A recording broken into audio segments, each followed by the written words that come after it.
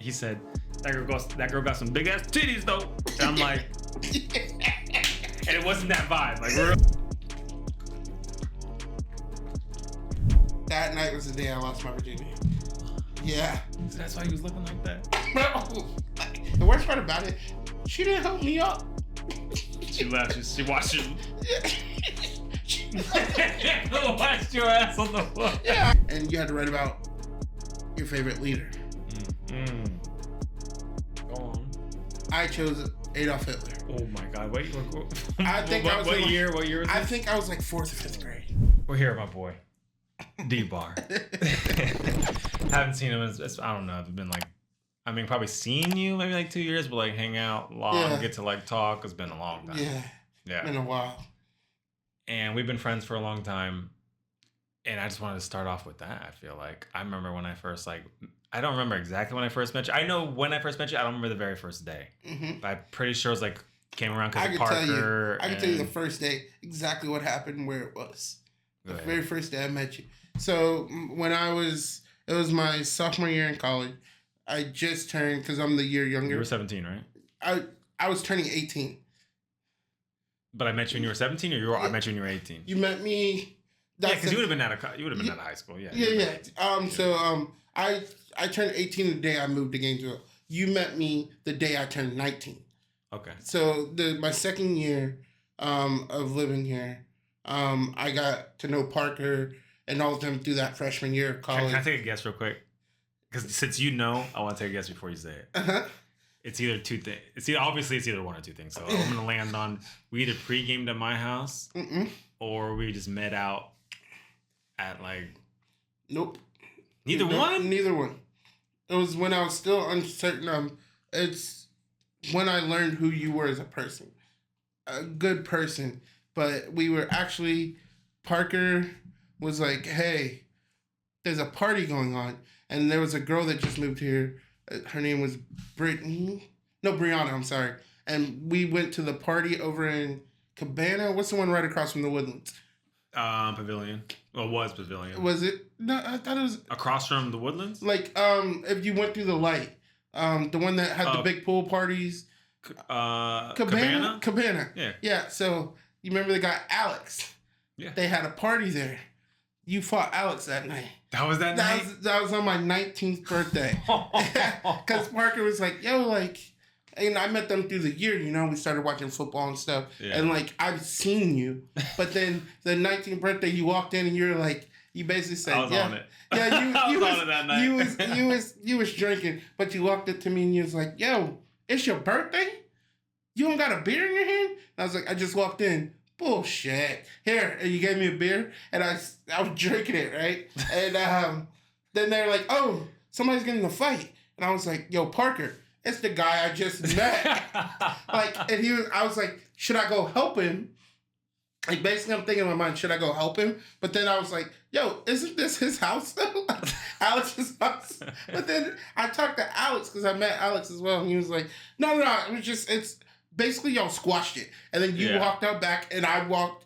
Parker was like, yeah, we're going to go, and we went somewhere else. I think we ended up going to your house at that point. Yeah, because I was in the car. I remember. Yeah. I think Nahu was there, too. Yeah, Nahu was there. And then I tried to, I saw him running, because they like put me in the car when I got a car. And I saw him running across the street, and I tried to get out of the car. And they were like, no! I tried to get it out. But basically, and what made me laugh about the whole situation of that night was it was on the back balcony, and I was like, you ran, and you got to think, we don't know each other.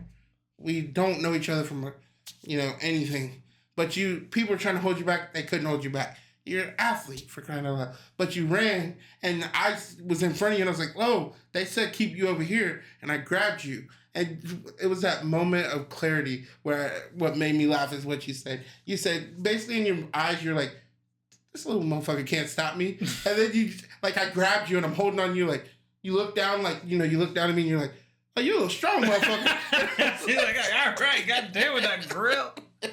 Yeah, and that was the first day I met you. And then from then it was history.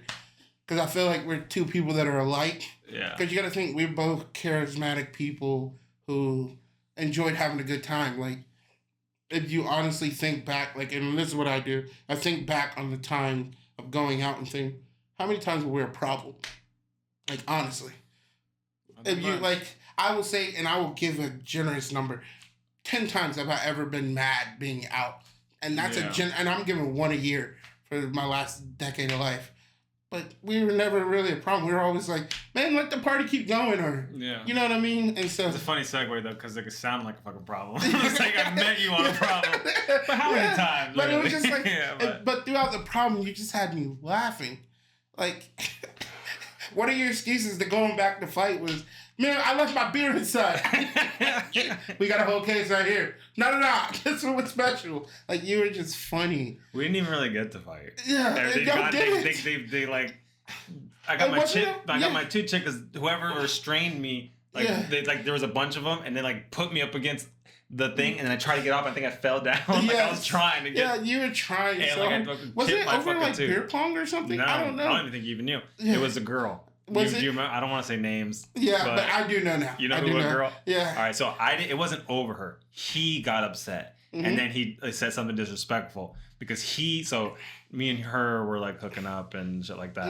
He did end up hooking up with her, but he at that point he was just like kind of like liked her or whatever, and then he was kind of in.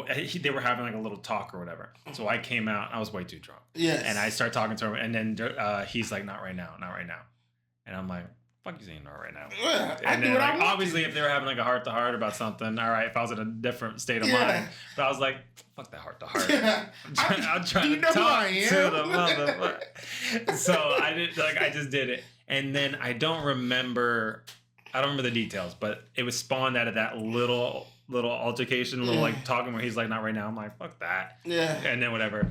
So then I don't remember. I just remember I don't remember. I think he just like had enough and like tried to tackle me or something. And when he tackled me, I started to pull, but then there was a bunch of people out there. So then they pulled in. So then it was hard. And then I just remember getting like slammed against the fucking like walls, and then like I pushed off the wall like this.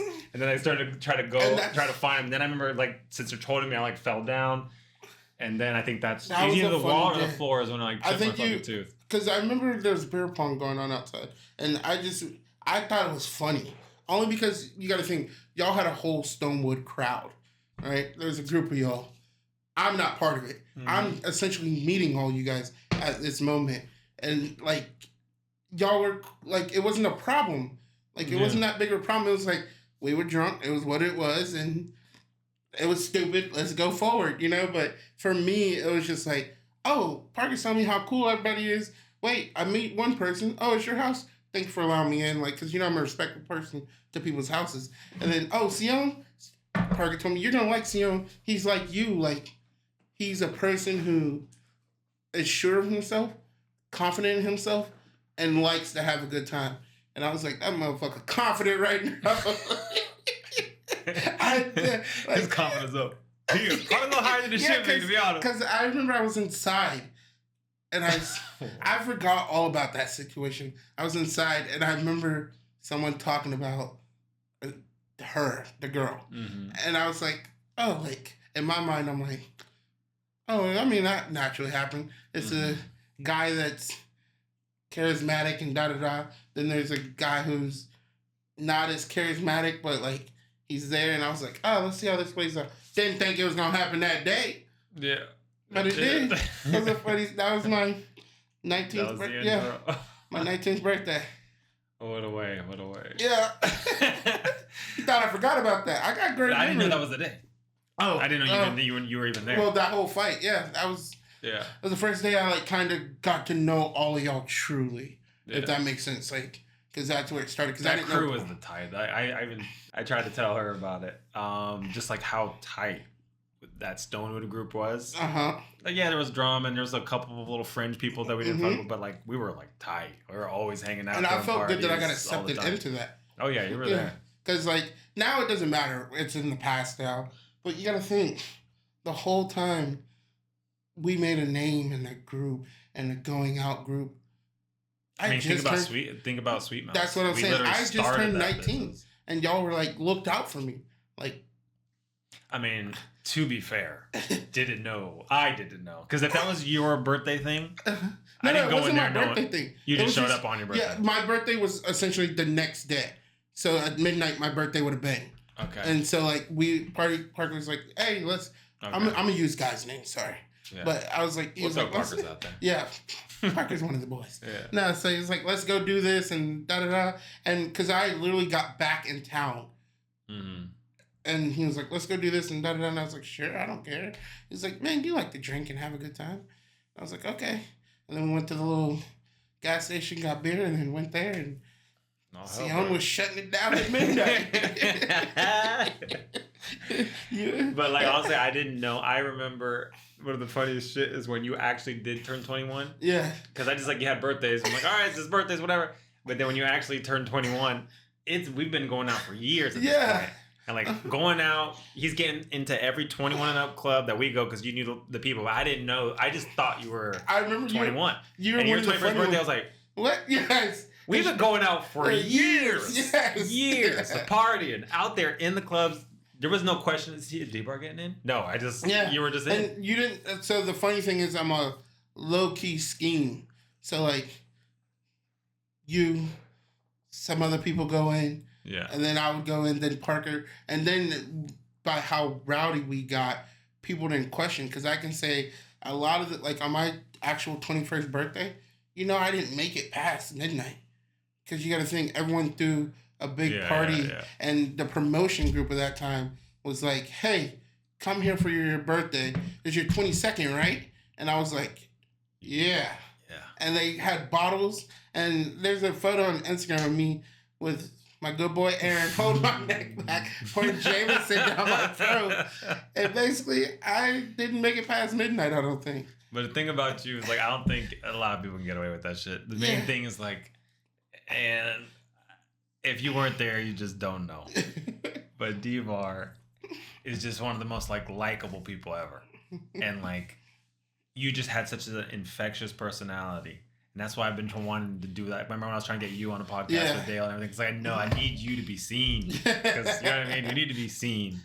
But, like, back then, like, you were just, like, such an infectious personality where everyone loved you. Just passing by, you would see people just, like, looking at you, smiling. You would, like, be acting up and you're smiling. Like, everyone was just, like, loved. And, like, everybody was always, like, drawn to you. So, like, that is why you befriended bouncers and befriended door people and befriended bartenders. And then, like, then no one's questioning it. They're just like, oh, he's back again. And they're like, they see him, hey, come get in there. Go past the line. So then it wasn't like that. If you were just coming in, like, low-key personality, at some point they're going to start carding. Like, oh, now I remember him, whatever. But, like, you just had that personality that you got in a couple times. But then when they saw you in, they loved you. You talked to them on the outside, inside, whatever. And then, like... I think it's how you approach it. Because, like, me, myself... I never took the fake ID route. Because first off, at that point, I thought it was a felony to have one. I think it might be. I think it might be. I never got one. And then I had someone, I was in there and they were like, I was talking to a girl or whatever inside the bar. And she was like, oh, you go to school here? Yes, ma'am. I'm like, oh, like, are you like a graduate school? What? And I was like, I just started. She's like, oh, you look young, but I thought you, like, the way you act is like you're a little older. And that made me start thinking, like, yo, if you act more mature and handle your alcohol, people are going to think you're of age. And then I had one snooty thing that I did that I hated. And one snooty thing, like, I love that I did it, and I still feel the same way. I'm not a big person on waiting. So I used to say, like, I'd walk by and, like, say, like, a random bar, and there's a line. And I'd walk by, and I'd be walking up, and it'd be talking to Parker or whoever, walk by, and I'd be like, oh, there's a line. I'm not waiting in that line. But I would say it when I'm going past the door. And so whoever's promoting would be like, oh, no, come in. We got you. So now they're more worried about me leaving with a group of people than me coming in and being over 21. You see what I'm saying? So, like, that worked out. But at that time, we already knew we were going there, but they didn't. And so now they're knowing my face, like, and, like, I can say a couple of people, like, first time I went out with one of our roommates, his wife at that time, she was in line, and I walked by, and I was like, no, come on, we're going up, and walked into At that time, I think it was Food Bar or Simon's. I can't remember. Damn, I forgot about Food Bar. Yeah, we walked in. She was like, "Oh, we get in and I have a beer." And she's like, "Hey, you can't drink that. We're not old enough." I was like, "Look at your band. We get banded where I'm from." And at that time, I knew I was set because like when people started asking me to be part of the promotion groups, and I was, lack of better words, lazy. No, that's work. I'm enjoying myself out there. I'm not thinking about school. I'm not thinking about my parents or family. When I come out, it's to have a good time. Yeah. And that's where it was to me. I didn't understand why people, I'm having a bad day. Let me go get a beer. Let me go out when I'm having a bad day. Yeah, same. I don't understand that. Like, do that. No, when I'm having a good day, I want to be out there. And that's why I tell, when you go out, there's a flirtatious behavior that comes with it. What do you mean? A literal flirtatious? Yeah, flirtatious with anybody at that point. Not just women or men or whatever, but it's just like when you sit down, prime example, I say, "Thank you, sweetheart," a lot. Yeah. "Thank you, ma'am," or things like that. But just conversing with people that you don't converse with every day. Mm-hmm. And that's what I'm addicted to. Because I have my girlfriend, but she knows when I go out, I mean no harm or nothing towards anybody. But if I'm sitting there and you're not enjoying yourself, hey, let's get a beer. Mm-hmm. Start a conversation. Just like I realized buying a beer for a female in today's world is like, oh, you're hitting on her. But I'd buy a beer and be like, oh, make sure you enjoy your night and then leave. Like that shit's always been like that. Yeah, but I would just leave. That's just not your MO. Yeah, a lot of people be like, oh, at that time, Dbar, you hang out with a lot of chicks. And that's when it started me thinking about the friends I kept around. Prime example, you went out with me at my worst, my best, whether I was mentally there. You know what I mean? And so, that's why I kept a core group of people I like to go out with. Mm-hmm. Because I had some people go out and they're like, oh, you're hanging out with all these chicks. Can we come out with you? Man, no. I'm not trying to... Yeah. I don't want to bring you and mess up this weird dynamic because you're going to be trying to hit on and I'm like, man, I'm just we're out trying to have a fun time. Good time. At the end of the day, all I need is 3 things back then. I'm going to tell you D. You bring D in that group. D is different. D is different. D is different. You got to think, I love D, though. At 19, I got to watch people like you, D, John, these guys that just plain out did not give a fuck, in my opinion. But nobody didn't give a fuck like John. Yeah, and so that's the extreme. That's the extreme. But then I'm going to say this. I saw D, and when I solidified it, it was when he moved away and came back. And we were inside of Stonewood. Mm-hmm. And there was the older ladies there, and we were having the drinks or whatever. I wonder if you're talking about this night. Go ahead. Yeah, it ended up being a night, but... this particular night that I'm thinking about. Go ahead. What were they doing? Not sake bombs, I can't remember. But he was having a good, grand time. Being flirtatious. That, to me, flirtatious, I look at it as men want to be you, and women want to be with you. Mm-hmm. Essentially, that's how I look at that. And I was sitting there and I was like, that's a cool motherfucker right there. That's a cool ass dude. I wish I had that confidence to walk around and just know, but he was the nicest person. Yeah. He's out there doing this thing. Dbar, you need a drink? I mean, sure. I didn't even think you remember I was with you. But, you know what I mean? And that's what hanging out with people older than me made me grow quicker. Mm-hmm. And getting sloppy drunk, throwing up and all that shit, y'all would look at me like I was a fucking retard. Or idiot, sorry. I don't care. Okay. No, that's all in there. Put it in, baby. You know what I mean? People would look at me crazy. So it made me conduct myself quicker. And then I realized the time to get drunk, you would get a buzz. And then the time to actually get drunk comes at 11:30, 12 at night. Late. Yes. Late. Because at that point, you realize what you set up, what you've done, what you have coming next. And said what you set up. Yeah, because I've always been that guy that said, I'm bringing confidence for the big man out here. Yeah. We got, big man ain't confident for what? Man, all you got to do is look good, smell good, and have a good time. And life goes with it. You know what I used to like? What we used to do? I used to watch that Kevin Hart. Real Husbands of Hollywood. Real Husbands of Hollywood, and there was like or like different shit, but we'd see it and we're like, yo, let's go out tonight and let's do that. We weren't trying to hit on nobody. We just wanted to see the other person do that shit. Because you know what I'm talking about? Like they were dancing, and then he walked up behind her. And then she's like, what? And he just like, yes. We should just walk up. Like, I can tell you a Pretend story. like we're dancing like from like this far away to kind of slowly get in. That shit used to crack me up. We said to my favorite shit was coming home after going out. Yes. Ordering some wings and shit, sitting Falcon there Fire, playing baby. League of Legends, and then just talking shit about last night or the night we just had. Dumbest stuff, but that's what made it fun. But at that time, what can anybody say we were doing wrong? We weren't chasing women necessarily. We were just being guys having a grand time. Like hearing one of your boys say, just because we watched the show, take a bite of that popsicle and get frozen. It's the funniest thing in the world. It's the greatest. So I like when we were at Sweet Mel's and then you invited me to talk to those girls. Yes. I told my that's how much I that. didn't give a fuck. Yes. I'm still mad about that to this day. You know that, right? I'm still mad. I was telling her, so when I showed her the other episode, I was like, let me tell you the funniest story I've ever seen. We're at Sweet Mel's. You gotta think, we used to go there at 8:30 to watch football on Thursdays. And we'd get a burger or whatever and stuff. Then some of y'all would get off work and then we'd all be there. But they turned a dance club. And I'm talking to this group of girls. Talking to one, essentially.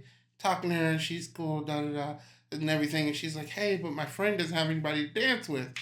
And I was like, oh. I know. Easy. This is I got the easiest perfect guy to come and dance. All he loves to do is dance. He's good looking. I got you. So basically, we're in the dancing part. I'm dancing with the one girl, and I go get Sion, and Sion comes over, and he's like, oh, her? And I was like, yeah, that's her. And we're standing in a circle. This motherfucker walks in the middle of the circle and does a 10-minute solo. And then walks off. Didn't even dance with the girl, didn't talk to her. And so they looked at me and I was like, and I walked off. Like, yeah, that's like you. And then I got over there. And the worst part about it was how much we really didn't care and just had a good time. Is when I got to the bar to you and I said, Sion, what the fuck was that? And he said, bro, you asked me to come over there and dance. And I said, with the girl. He was like, oh, but I needed a drink. I was like, what? What is that? But those are good times. And I wasn't, like, I still remember it. Yeah. I remember walking over there. I can almost see an outline of this chick. Yeah. And I just remember being like, start dancing. And I think I just kind of forgot. Yeah. To be honest, I think I just forgot that was supposed to be a thing. You forgot to mention that quick. I'm like dancing, I'm like, I'm fucking thirsty. Yeah. Let me get at that one. Yeah. And I walked back to the bar. Like, I can tell you. And he came back with like, what? Yeah, he looked at me like I was crazy. Yeah. Like, I told my girlfriend, I was like, yeah, the worst thing that kid's ever done to me that day. For no reason. I spent too much time talking to this girl. I don't want to say his name. Drop it. What's the worst that's going to happen? Well, because he's no longer with us. Oh. You remember who peed on the window? Remember the guy?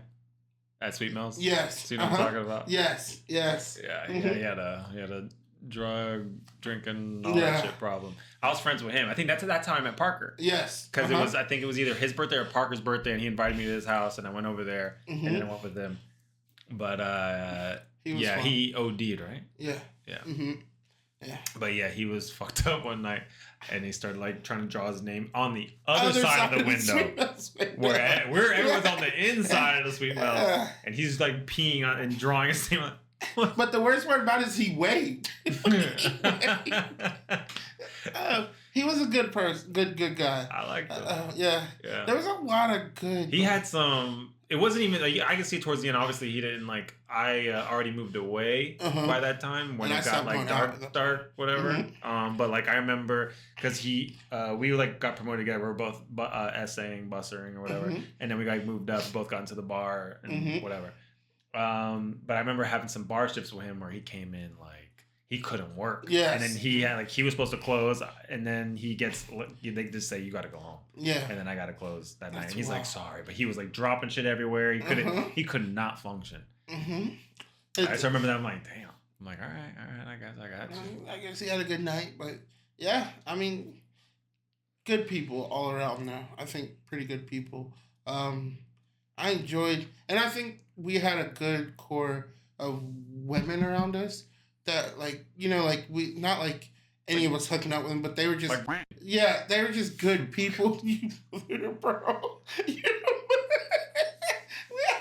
we had a good group of people. I'm crying right now. My favorite shit about her. I'll tell you, I'll never forget this. Look, I might bleep her name out, to be honest with you, because of what I'm about to say next. I'm gonna want to say you probably should bleep her name out. She's got a kid, husband, all that shit now, and when I see her now, I feel genuine happiness for where she's at. Yes, it's not some fake shit. I see her, it's I'm glad to see that. Anyway, but it was still funny because homegirl she got around. She got around, and what I love is that when people they're not trying to hide their wholeness. Yeah, and they're just she was just fuck it, this is what we do. This is what I do. Fuck it. I like that.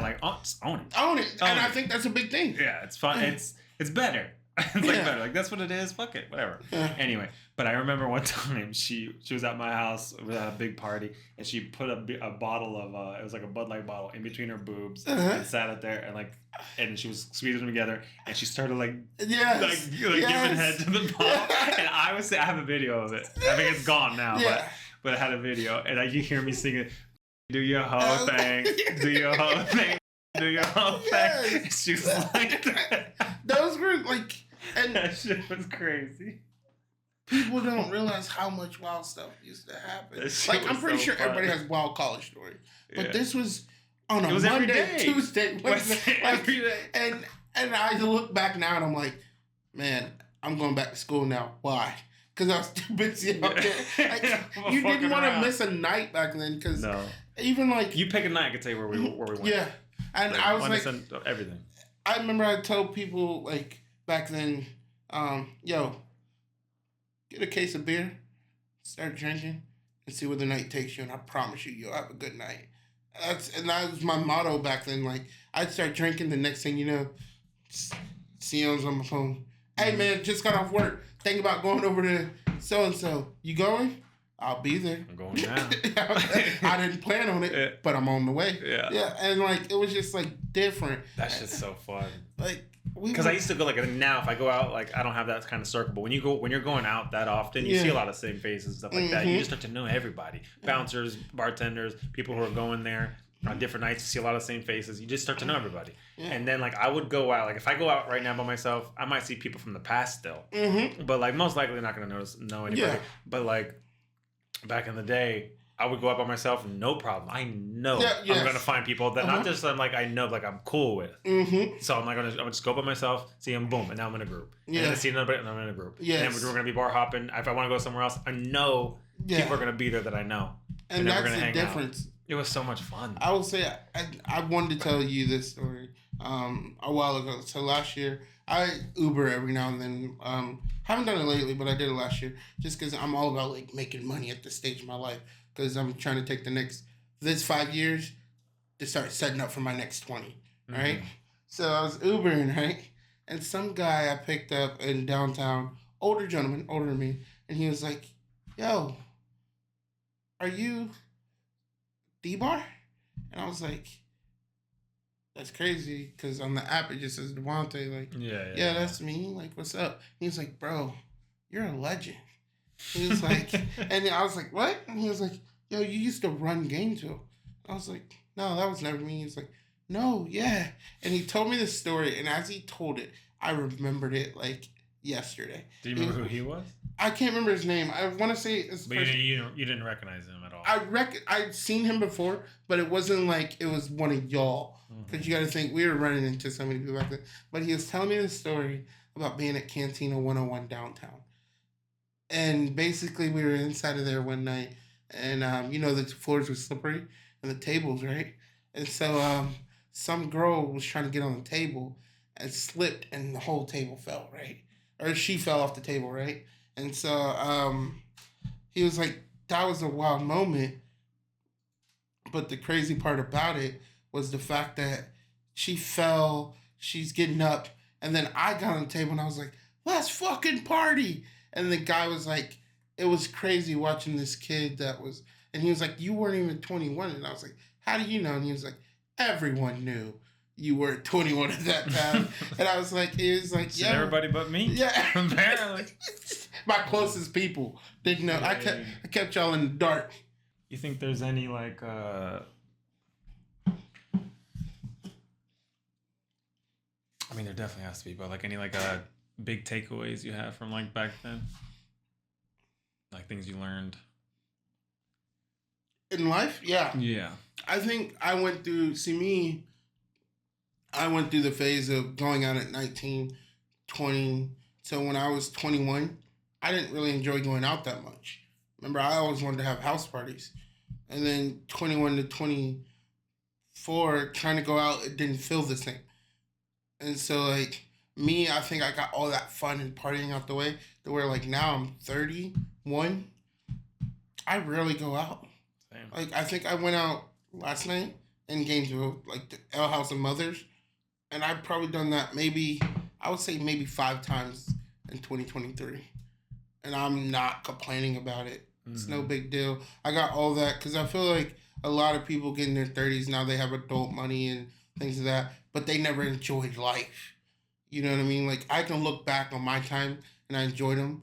And now I'm just kind of like, man, I want the next step. I want more. You know, like going out is cool, but I don't really even enjoy it. Because you think about going out, best case scenario. I think about the next day. Yeah, that's what I would think about. We don't handle it. I'd still be going out if I didn't have the next day. Yeah. If that next day take me Look at out. me. Yeah. Look at me. Right. Like, let me get mine. Yeah, I'm hydrating.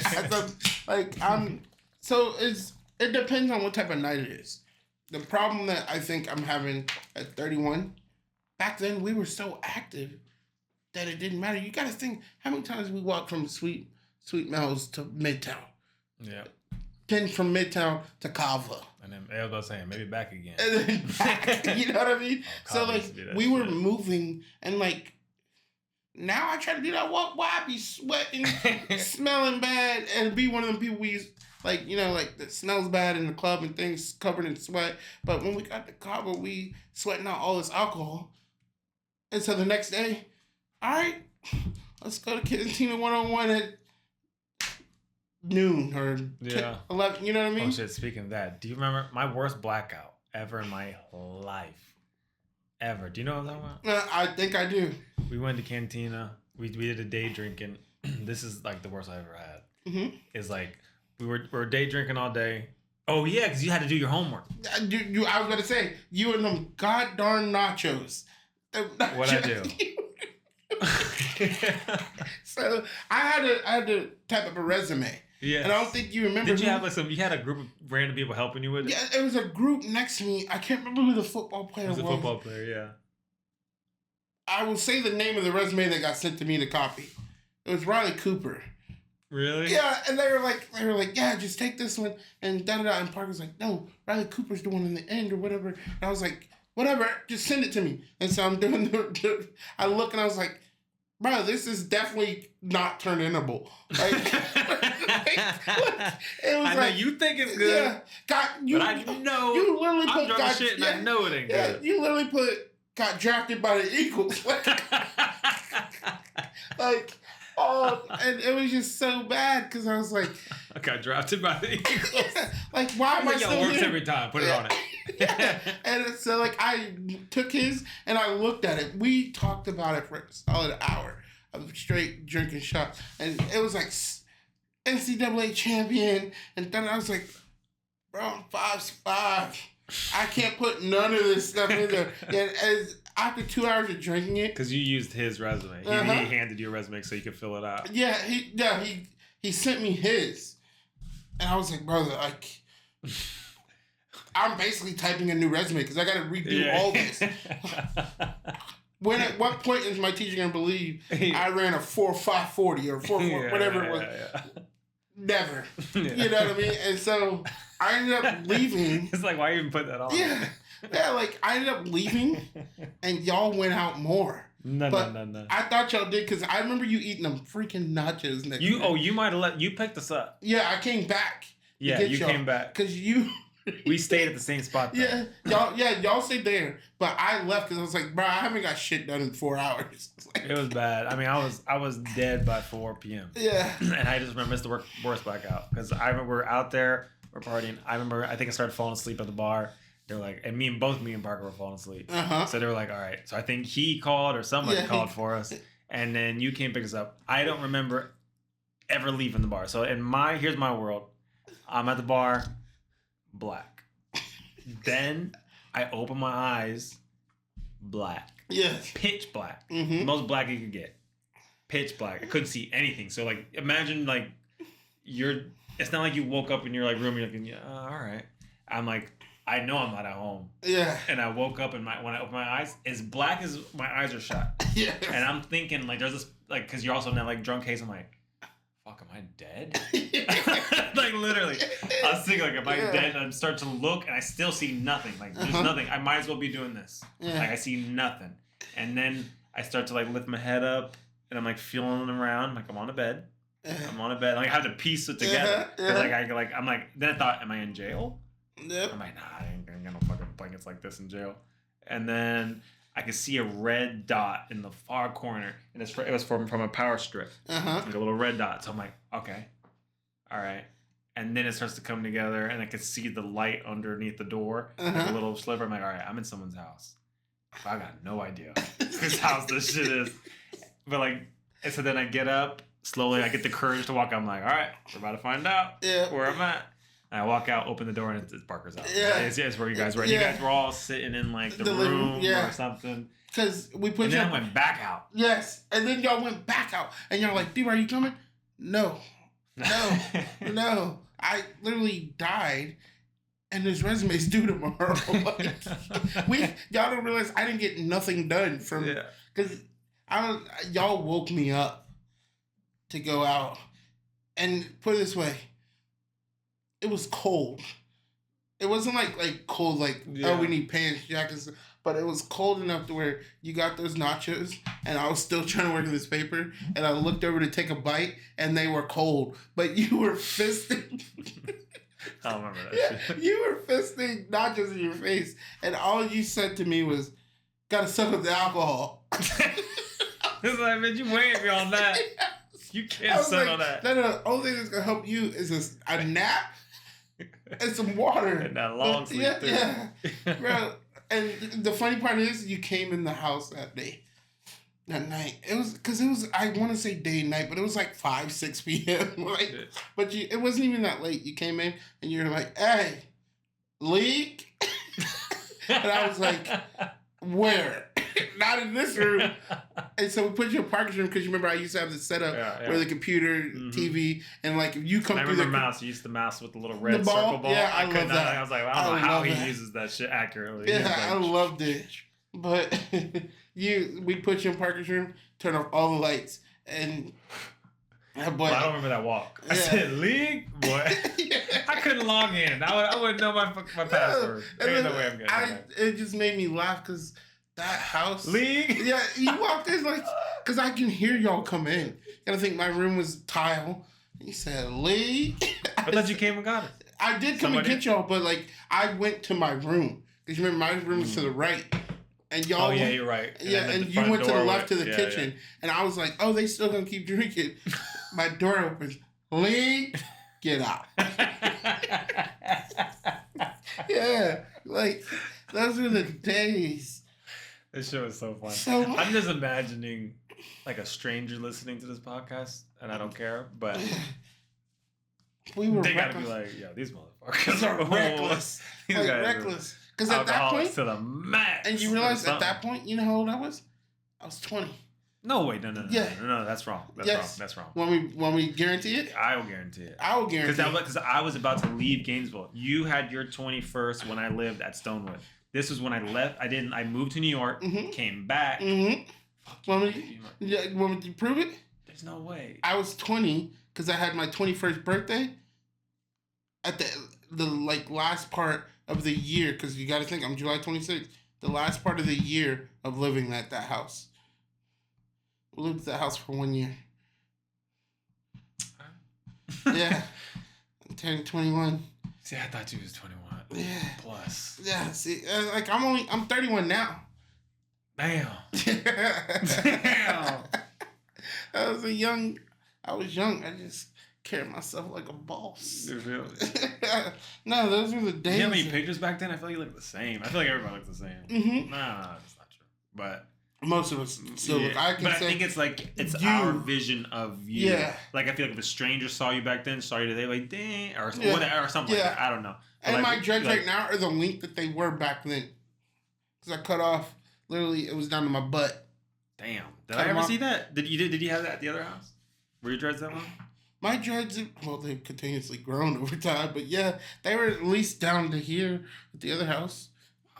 But yeah, I cut them for the first time the weekend of my birthday, July 26th. Did you always have this too?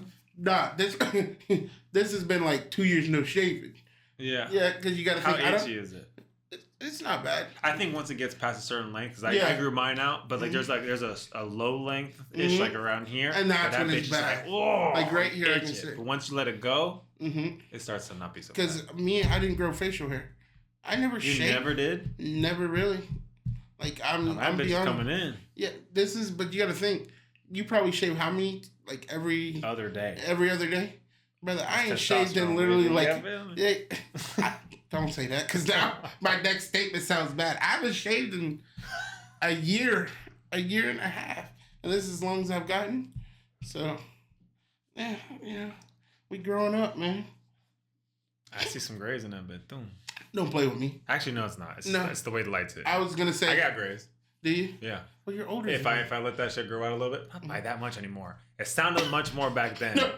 It sounded much more back then. When someone's 24, when someone's 21 and someone's like 18, that's big. But when you're like, I'm 34. Yeah. You're 31. That's not that big. That's not that big a deal. That's not big. It just feels big because of what we remember because that of point. You being able to buy alcohol, me not. That's a different phase of life. There's a lot of like formative years in that spot. Mm-hmm. When you're 31 and 34, it's like, all right. But I used to look at you like, put it this way, at 19, 20, the term now, I would say I was, that thing working though. Yeah, doing sure to kidnap it for no reason. At that phase of life, I knew, I will say it and it sounds like conceited, I thought I was him. Like I thought I was. You were kind of him. Yeah, I thought I was that guy. You know, everybody loved you. Yeah, everybody. But I looked at you, like, bro, and I think and I realized what it was over the last like couple years. Bro, you were a UF athlete. You were a track star. You were dope. But in my mind, I look at it as you made time for a little person like me at that time period. That's how you felt at that time? At that time period, yeah. Because you got to think, like, it's not like I knew everything about you. Yeah. But you were like, and it wasn't like you made time necessarily. It was like, hey, Dbar, I'm thinking about going out. You trying to come with us?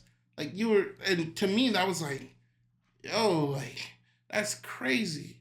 You know what I mean? And then also at that time, you got to think. I think it's also the town we live in. The town. Because like it's a small town with a lot of people, but like the UF athlete are like, they're the big time. At that point, that's when everybody else changed to me. Because you got to think, one of my times going out, Joe Kim Noah was sitting next to me, and he bought the whole bar shots, and he was in sweatpants. It was inside a Sharab. And I was like, I didn't realize who it was.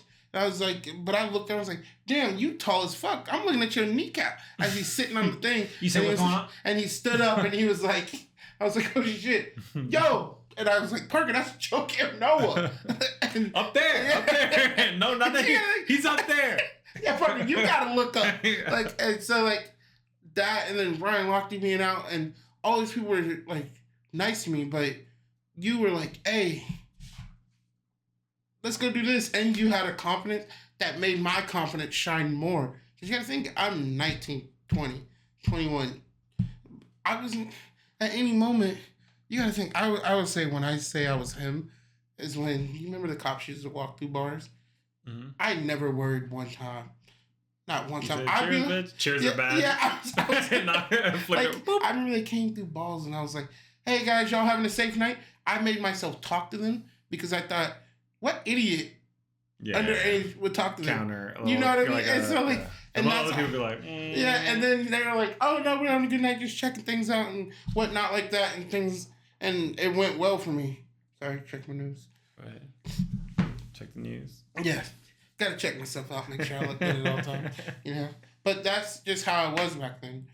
Like, plus, Yeah, I didn't know you had that thought. yeah, I thought you were the coolest dude in the world. Like, you were cool because what couldn't you do? Name something you couldn't do. I can name a bunch of shit I couldn't do. No, I can't think of anything like that. Like, on a going out perspective. I guess it's because it's I am. You just have an out. Like I wasn't. I'm not the. All right, put it this way. If you said, right now, go up there and talk to that girl right there at the bar. I can't do that. Okay. But I got strategies. Yes. You know what I mean? So I have strategies that I know how to make work to get her without her realizing that's what I'm trying to do. Yes. But I'm not good at just the very, I don't know if it's confrontational is the word, but like the very upfront, direct. Mm-hmm. I'm not good at just walking up and being direct and be like, hey, what's up? What's going on? Blah, blah, blah. I start to I'll like stumble over my words. I'll like lose my place. I see what you're like that. But that's what I excel at. Yeah. Like me, I don't excel at that. I think my excel is like I'll walk up knowing that girl's there, place myself here. Hey, hey, sweetie, how you doing? Having a good night? Watching football? No? And then I go back to the bartender. I see what you see what I'm saying? I do that, but I do it a different way. Yeah, see me, I'm just up front. I do the exact same thing, honestly. What you do, it's a you place yourself in a position to be right there and look nonchalant about something. Mm-hmm.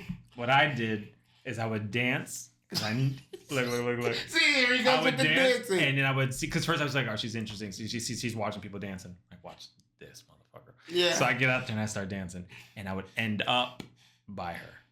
And if they said, and sometimes they'll like say like, oh my god, or something like that, and like, or like say something to me, then I'm like, boom, then I'm already in. But if they don't say anything, then it's like I've never. You know what I mean? They don't know that I was trying to. Don't know what you know. Right? But the whole time, the only reason I went out there because I wanted to end up right over there. Yes. So I'll start dancing. And I'll like end up right next to them, and not look. Yeah. And just do whatever, and they'll say something, and then I'll start talking. Okay, I see. I used to do that. Like that was my move.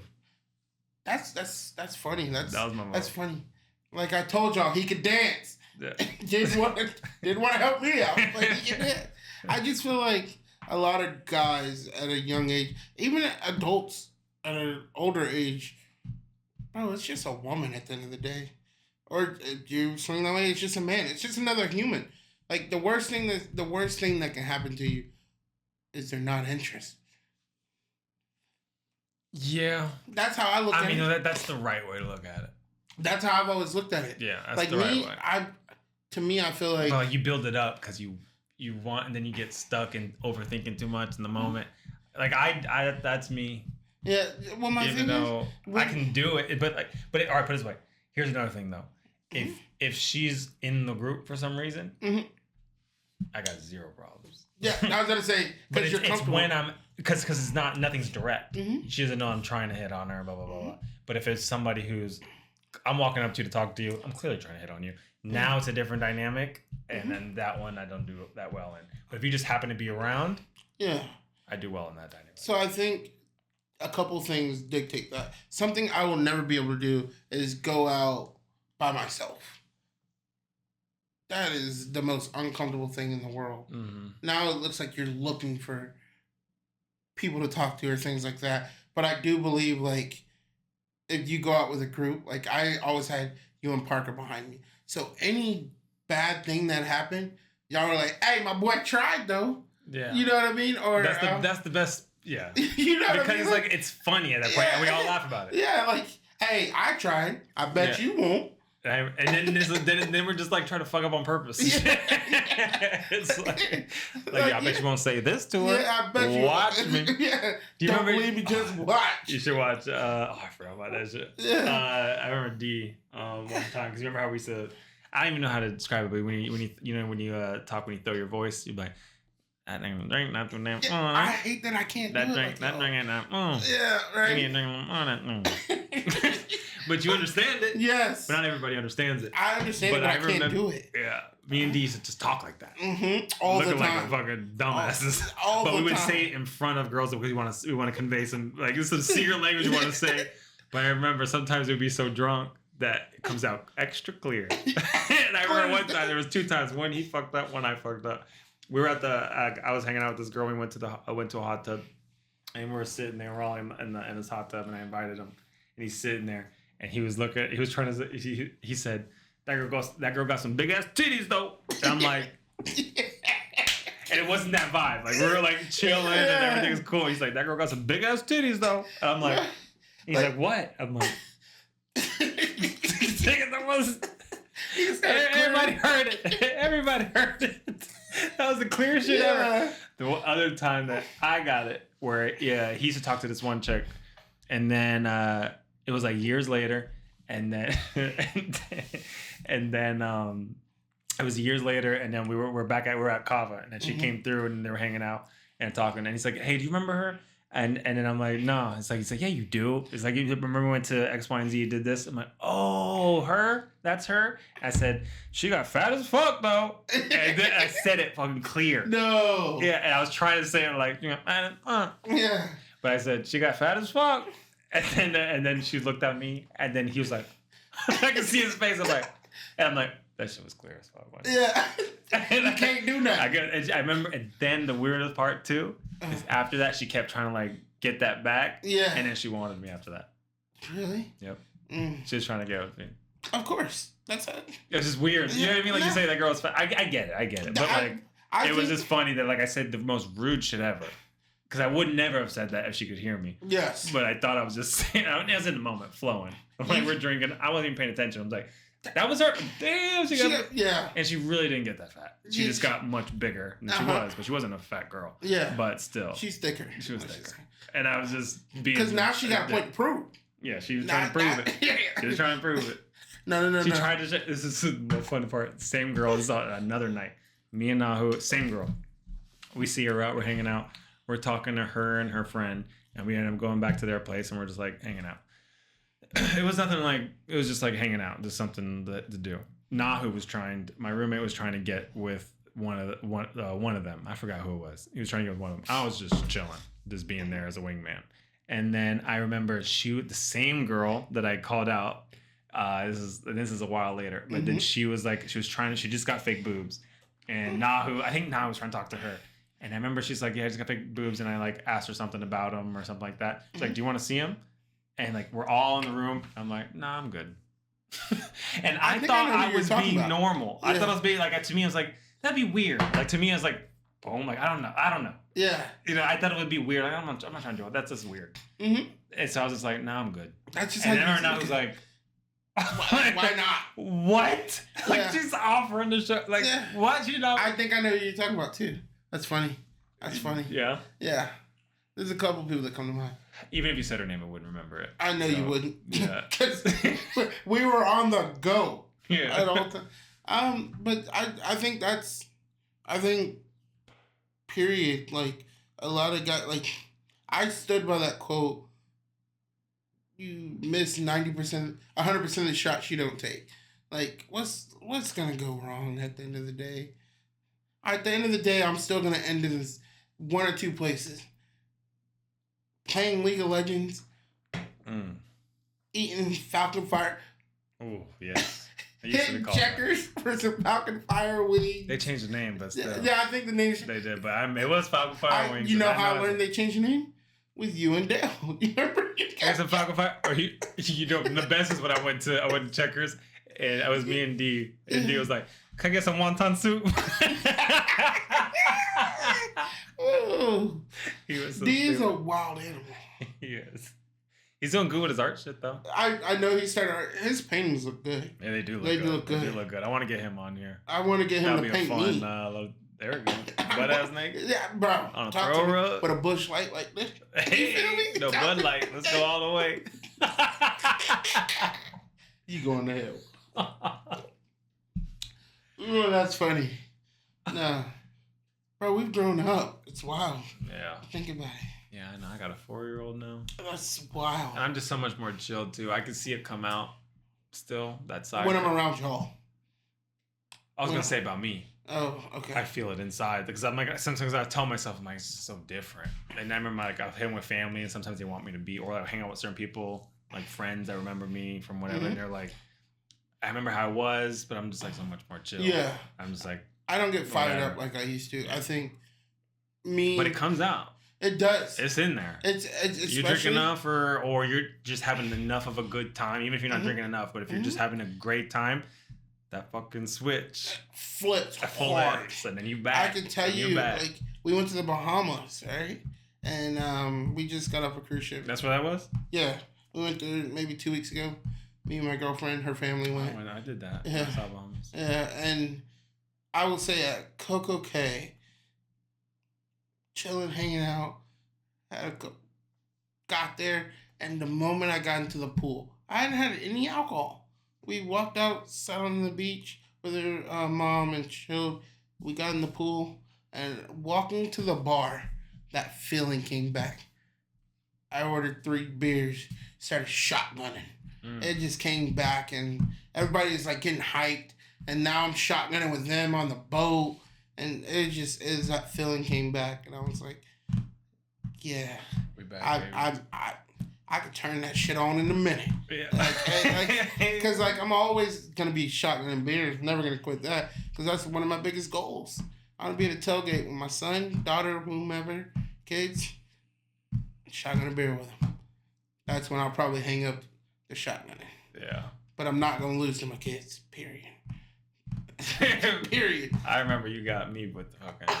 We tried to race, and you had a. It was just chugging a drink. People. It's not on feet. Just so we know that. Yeah.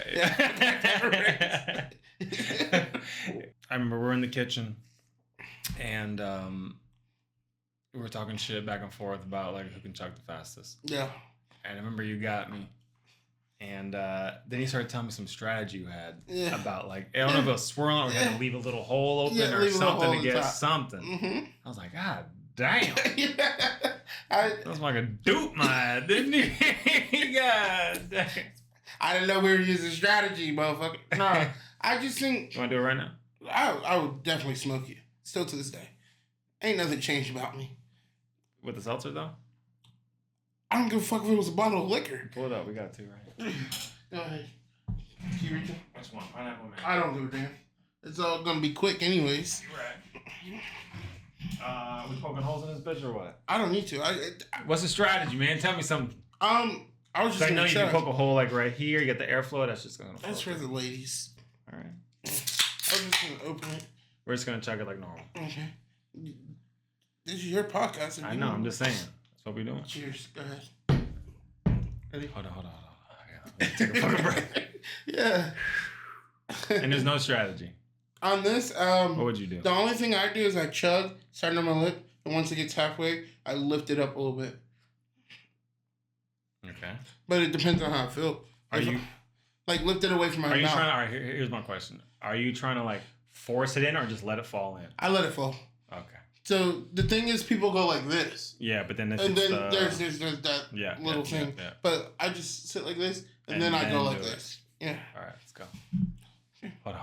I just gotta fucking take your time. It'll be here, and it's cold seltzer. That's gonna hurt a little bit.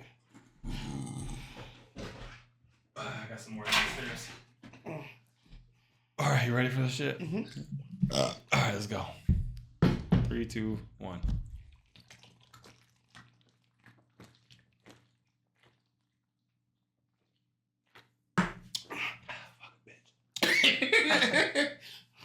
Burns back in there, huh? Oh.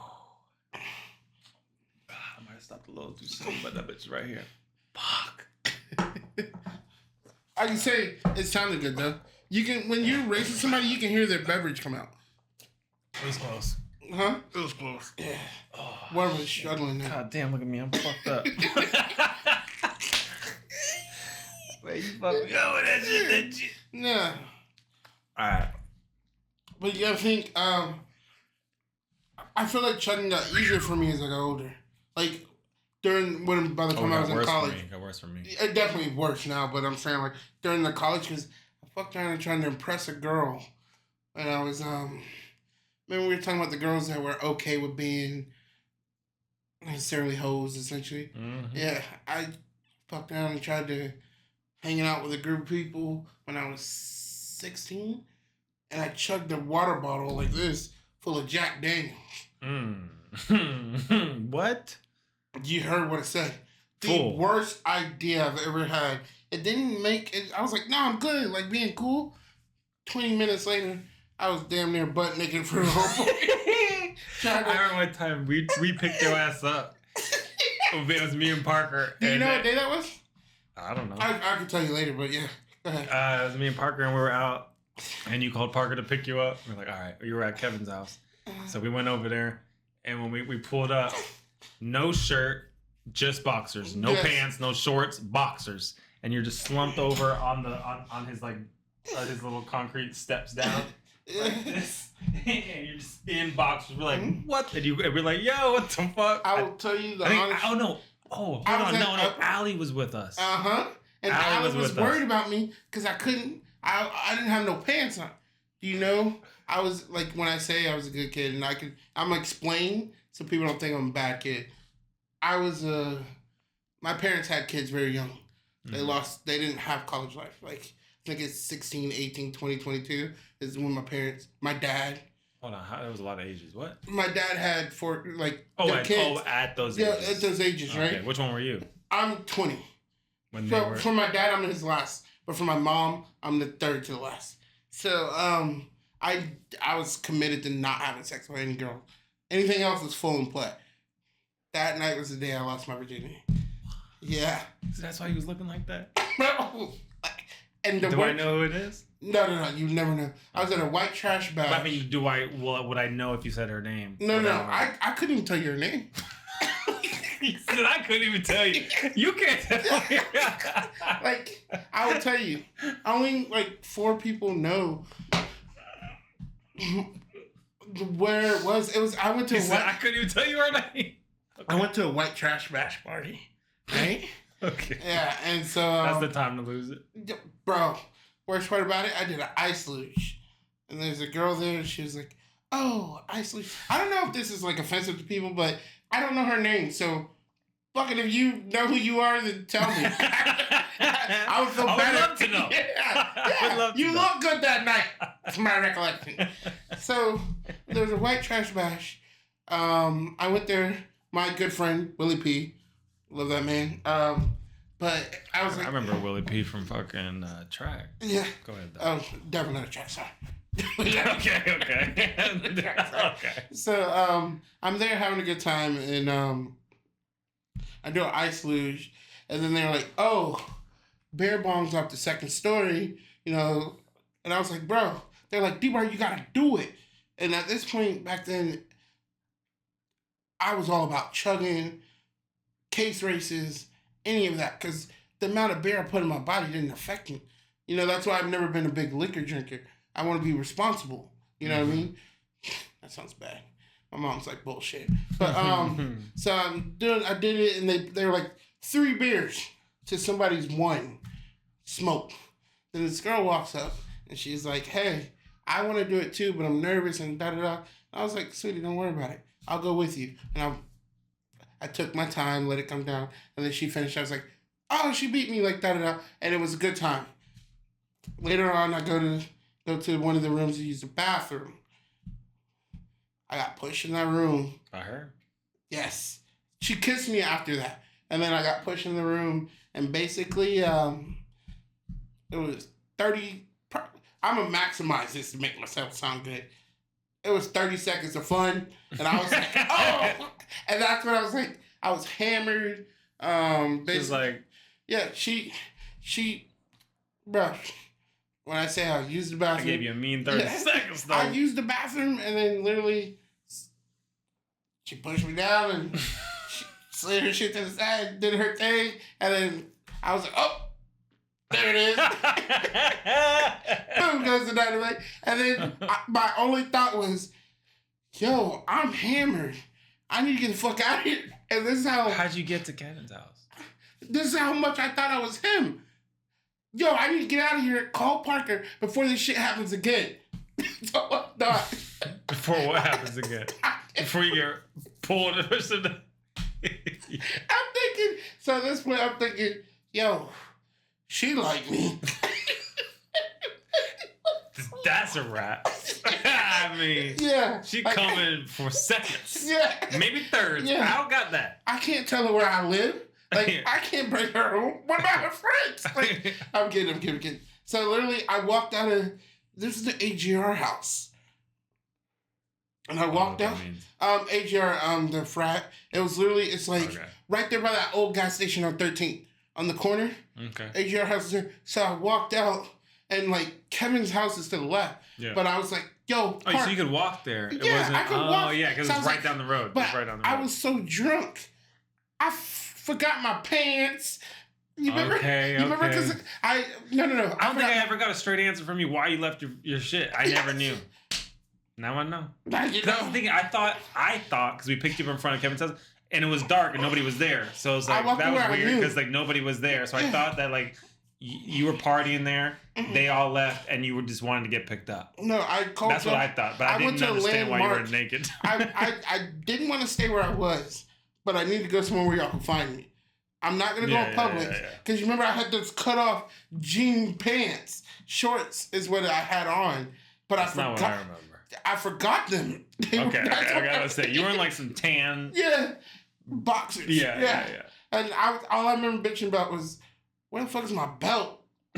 Like, you don't need no belt. Put it that way. And y'all threw me in the back seat, and I remember her being there, and I was just like, I don't think, honestly, I don't know if Parker was there. I don't think Parker was there. I think it was me and Allie. Yeah. I think you might have called everybody, you got through to me, and then me and Allie went and you were like, yo, I got you. And basically, that was how I lost my virginity. Damn, I love knowing that. Yeah, I never because I never knew why. Because I couldn't give her a straight answer. I didn't know what the fuck was going on. Yeah. I was hammered, and I might have got raped. Honestly, yeah. That's, like I don't know how to feel right now. I say it like this. I say, you think you were? No, definitely not. I knew what the fuck was going on, but I say basically that girl came in here, knew what she wanted, took what she wanted. Yeah, and I'm laying there like this. I was like, hold it up, wait. Wait a minute. Tom, all right. Not as bad as I thought. Yeah. It was fun.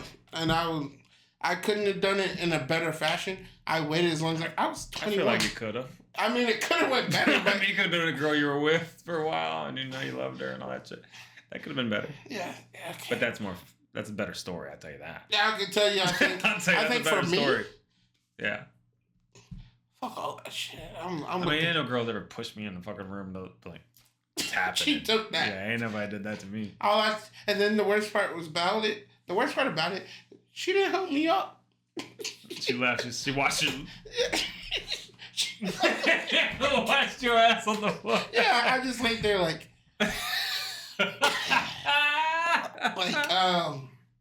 How did that go for you? Because she's probably so pissed. Yeah, I will say this. She gave you a mean. She was cool. She was cool though. Because I know. And you never talked to her again after that. I didn't even know. I couldn't tell you her name. Yeah. I could say she looked Latina, kind of. I think. She had brown hair. I know that. There you go. Yeah. There we go. I was like, I know that much. Yeah. I could say I was hammered. I could say the ice luge we were doing Jaeger in the ice luge. And that's where I met her. And she was like, I don't want to put my mouth on it. And I was like, I'll go first. And then I did it. And then she was like, and then we both did it. And that's where we kissed. And then we did the beer pong. And it was a cool story. And I was like, I laughed because I went back and I told my good friend Adam, like an older brother to me as well, like you are. And I was like, yo, I just lost my virginity. He was like, what? And I was like, no, first, I said, I lost my virginity. He said, what? Where the fuck are your pants? You didn't hear me, sir. I just lost my virginity. That's not important. Yeah. And if you hear the first part, yeah, you'll know about you could kind of, yeah. You know, you can hear me now. You can probably smell me right now. Yeah. You figure it out. And guess what? The worst part about it, I got to him back to the house where y'all dropped me off at, and we went to another house to keep drinking. Motherfucker, it wasn't even like midnight. Like it was so early. Like it was early. Like I feel like people were on their way out at this point. So it was fun though. That shit's crazy. Yeah, I said I'd never tell anybody that because how old was that? 19, 20? I had to be. You had to be 20. I was already working at Sonny's because that's how I met Adam. So I'd be 20 to 21 in that time period because I think you left when I was 21. Mm-hmm. Yeah. And I think I was like right around 21. Because I lost mine at 14. Believable. Ain't that bad? Your little fat sack. I'm not judging you. I 14 in that motherfucker. Were you really? Yeah. Jesus Christ. I'm still cool with her, so I don't think it's good to share the story. Yeah, let's keep that in the wrap. Cool. See, me, I'm going to share with it. I ain't give a fuck. Because it's not even a great story. It's just like, it was just... I mean, anybody who knows me, I guess, knows who it is. Yeah. There's only one person. I was going to say, but like, it was just... I'm not... who it is doesn't matter, but like, I got details or whatever. Yeah. But yeah. I think that's when... Like, I say nowadays, like, I feel like that's when things happen. Like, I can say this. In high school, especially being an athlete, a lot of things happen, right? And I also believe, like, if you're a charismatic person, you're curious about things, you know what I mean? I'm not going to fault, like, people for doing it earlier. I just had an idea of, like, yo, like, first, I can say in high school, I wasn't necessarily the most positive person in myself until my latter years in high school. Mm-hmm. And I'm like, oh, I'm a big guy. Girls like him, like, skinny and da-da-da. But then I realized, man, fuck what they like. I'm that guy. Like... That confidence. Yeah, like, I like, now I tell my girlfriend, I'm like, look, if you want a boyfriend, find one. I'm a husband material. I'm gonna cuddle you. I'm gonna love you. Even my choice is you. You know what I mean? But I think throughout my younger days, I say like, man, big guys, we're tight in two communities. That's what I learned when I was like 20. I would say like 20, 21. I'm a type of two communities. There's girls that love me, and I'm considered a bear in the LGBTQ community. You know? So I'm somebody out here, you know? Like, I ain't like, bro, I don't have enough time to think about. We spend more time thinking about what we don't do than what we do, you know? Like, so. Yeah. Or what you don't have and what you do have. Yeah. And I think, like, man, I'm too positive for that, man. And I think that could. You good? You good now? So my curls get in my face, and I don't know if it's the curls or not. But no, I do think we spend more time thinking about like, oh, I can sit here and be like, oh, Sion is an athlete, ripped, jacked, good looking dude, but not every girl likes that. That's right. My friend who's given me the fucking mini fridge that'll be up here. We're hanging out, and she told me she likes those like dad bod guys. Yeah. Mm-hmm. That's what she likes. Like she'll have flings and stuff with like little pretty boys and whatever, but she doesn't like that. She likes those like dad bod, whatever. Because she was hyping up some dude that she's been talking to. She's like, oh my god, so fucking hot, blah blah blah blah. Show me the photo, and I'm like, because you were hyping him up all night. Yeah. So I'm like, whatever. When I finally see him, I'm like, let me see him. And then when she shows you, I'm like. Yeah. Okay. Yes. I thought, like, in my head, I pictured something way different. Yeah. And then when she's like, oh, I like that. Yes. That's what I like. And I learned that from let me say this correctly, because I don't want to say it. Oh, and I want to know if you know her, because you went out. Go ahead. Keep the story, but I'm gonna try to find her because you went out there to her spot. I wonder if she was your server by any chance. I think the amount of girls that were cool with me. I learned from them that, yo, types are a thing. Like, they would be like, oh, and I would be like, man, that man big like me. Or, oh, that man sloppy dressed, or things like that. The girl on the left. I didn't see her. You didn't see her? But Hold on. Wait, let me see. Hold on, let me find a different photo. Something that, like, if I see her today, this is what she looks like. And she works at L House now? I mean... Yeah. And she was working last night. She was working a double. Because I was trying to get the fridge last night. For today? Yeah, for today. Okay. And she was working a double. Let me know if you ever need help. I got a truck outside. All right, the girl on the right. And her mom's the one on the left, by the way. But the girl... Hold on. Which one's... Oh. Babe, I'm faithful. Good. The mom look good, don't she? That's two good-looking ladies. But anyway, so she didn't serve you? Mm-mm. I sat at the bar outside, which I didn't think about that 95-degree heat last night. I almost passed out in the middle of that second beer. I realized that. Yeah, I realized at that point, like, hey, can I get a water? So, but I realized there are types, and like when I'm going out with you and other people that I think are what girls like, I realize, who are these girls talking to me? And it's not like, but funny is also attractive. And I think funny, confidence. You're a better talker, and you're just a like a easy to love person. And I realize like, that is your superpower. And like, even just because people are big, like, but if you're a big guy, like, it's not just that you are big, that's what you can get it. So like, you could say you speak to your mindset before. It's just like I'm just a bigger guy. Girls don't like that. They want guys like this. And you learn something different. But at the same time, you also have, because I don't know anybody or many people at all that are like you and like that have that kind of like talent you have with just and it's not just with girls. Yeah, it's just like just with people. But everyone flocks to you, and no one, they don't have their guard up. People just like because you're genuine. It's not, you can tell it's not a front. It's just you being you. You're just naturally funny, whatever. But that kind of shit, is like, gets you in. But it's also not like, I don't think you even think it's like I don't think you use it as a tactic. You probably have. You're just confident that you know that like, well, they like that. Yeah. But I don't think you use it. I think that's just you no matter what. Yeah. So I think I realized at a younger age that the true thing about life is everybody has problems. Everybody has problems. When you go somewhere, do you truly... The way I look at it is when I go somewhere, are my problems really that serious? If I can affect one person, like, hey, man, on a positive act, like, I'm a compliment person. Like, even when I saw you today, man, you look a little slimmer, but you look ripped at the same, you know what I mean? And, like, I believe in giving compliments because I do think you look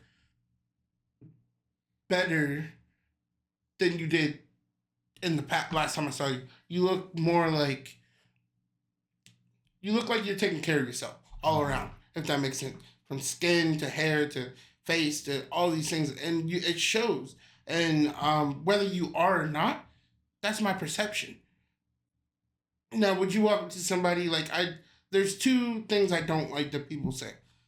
The first one is when you walk up to somebody and it's like, oh, you look tired. Oh, yeah. Like, okay, motherfucker. Yeah. I know I'm tired. And the second, like the second, my whole damn life. I've been tired of motherfuckers like you for years. You know what I mean? And the second, I'm tired of you. I tell you what. Yeah, you know what I mean. And the second compliment, people think it's a compliment, and it's something that I've learned that it's not a compliment. It's this doesn't go with it. When people tell me don't ever change, I think that is the most backwards thing in the world, because all my life. Yeah, but you got to think too. Just, I don't want to interrupt you, but like I am interrupting, but but I mean, like, all right, when some people say that, I think I know what I feel like I know where you're going. It's just like they don't mean it as like don't ever get better, don't ever, you know, like whatever. They just mean it like, look, who you are, like. That's so good. That's such like a priceless thing. I think it's a compliment. Even though I understand, look, where you would feel, because you're like, like that's stupid. What do you mean? Don't ever change. Evolve. Always evolve. Always trying to get better. Always but trying I to do think better. I'm ever changing. Like prime example. They just mean that like my core goals. Maybe. Yeah, who you are as a person and what we love about you, or what people love about you. Like, don't ever change that. Don't become somebody you're not.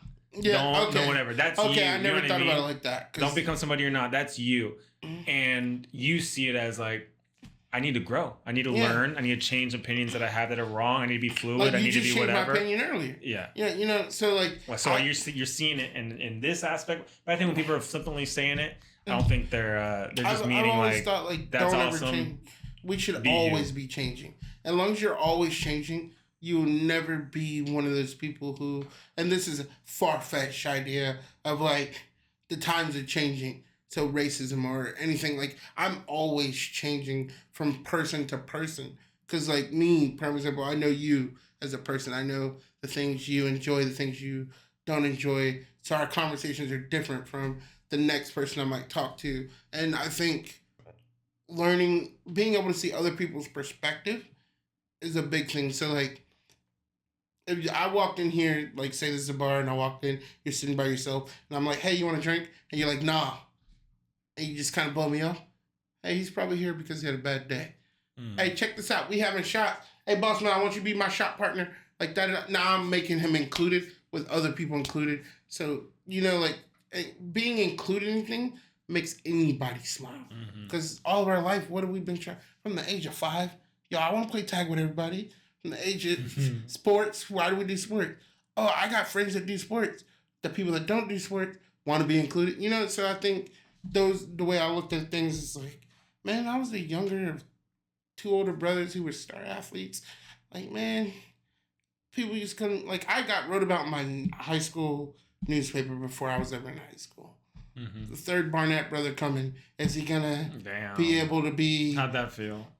Do you think it fucked you up, or do you feel like it was a beneficial, or a little both? I feel like, because you know what I mean. You got to feel those shoes, and they're writing about you, saying, "Here he goes." My brother. Go ahead, no, I want to hear it. My brother was the same thing because like I was a track dude, and I know your brother too. Yeah, and he's not that. Yes, he's not that. But when they found out he joined track for a little bit, and when he joined track, they were like, "Oh shit, yeah, we got another one. Here we go, state championship." Not the same. Yeah, he's just didn't have the focus, didn't have whatever, didn't have the commitment, and. Honestly, I don't know if he didn't have the athletic. Well, I'm saying like because I think like he's just bigger. So you look at him now, you'd be like, yeah, no. But I remember. I think your brother's small when I met him. I have a couple of them. Sarai. Sarai's the one I'm thinking of. Sage is the one with the surgeries and. Yeah, I know Sage, but I know Sarai's the one I'm thinking of. Yeah, and so he's heavier set and. He'd probably be so fucking mad. He's like, I'm not that big. Anyway, nigga, you are. Compared to you, yes. Well, you're not at your ideal BMI. Yes, I see. And honestly, BMI is fucking bullshit. Because if you look up my weight and my height and my whatever, I'm like, I'm almost obese. Do I look obese?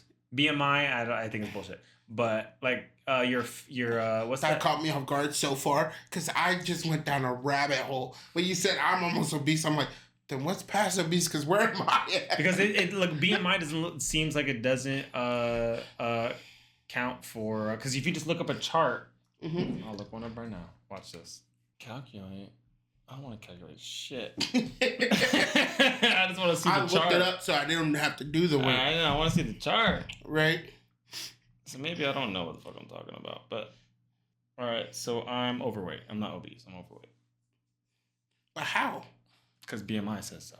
Oh, fuck BMI. Because when you're a certain height, you should be a certain weight. Yeah, that's. They don't. It seems like they don't calculate like muscle mass and whatever like that. Like I am, you know what I mean. But still, for your height, to be overweight is still crazy to think of. Because I just like have muscle mass. Yeah, you know what I mean? And like on camera, I always look fucking little. Look at this shit. But anyway. He is little. Okay. But anyway. But yeah, that is a big shoe to fill for you. Like your little brother, I know. Yeah, but that's what I'm just. I think did we finish it? No. Yeah, so they just thought he was, and then they thought he was gonna be something different, and then when he goes out there, it's like not gonna perform like that. Mm-hmm. And also, he didn't have the drive to perform. I was like, there was no plan B. Zero. There was no plan B. And people don't. I'm gonna make it this way. People and he didn't have that and whatever. There's a bunch of factors. Also, that. But to have that where he felt like you're his brother. Here we go. Yeah. And then you. Yeah, being the younger brother. What did you feel? So I feel like two things. It starts at a young age. When you I feel like people don't understand that are out, because all these newspaper articles and all this stuff comes from people that never played the sport at that time period. So they're just like, oh, he's a freak athlete, same parents, he's gonna be one.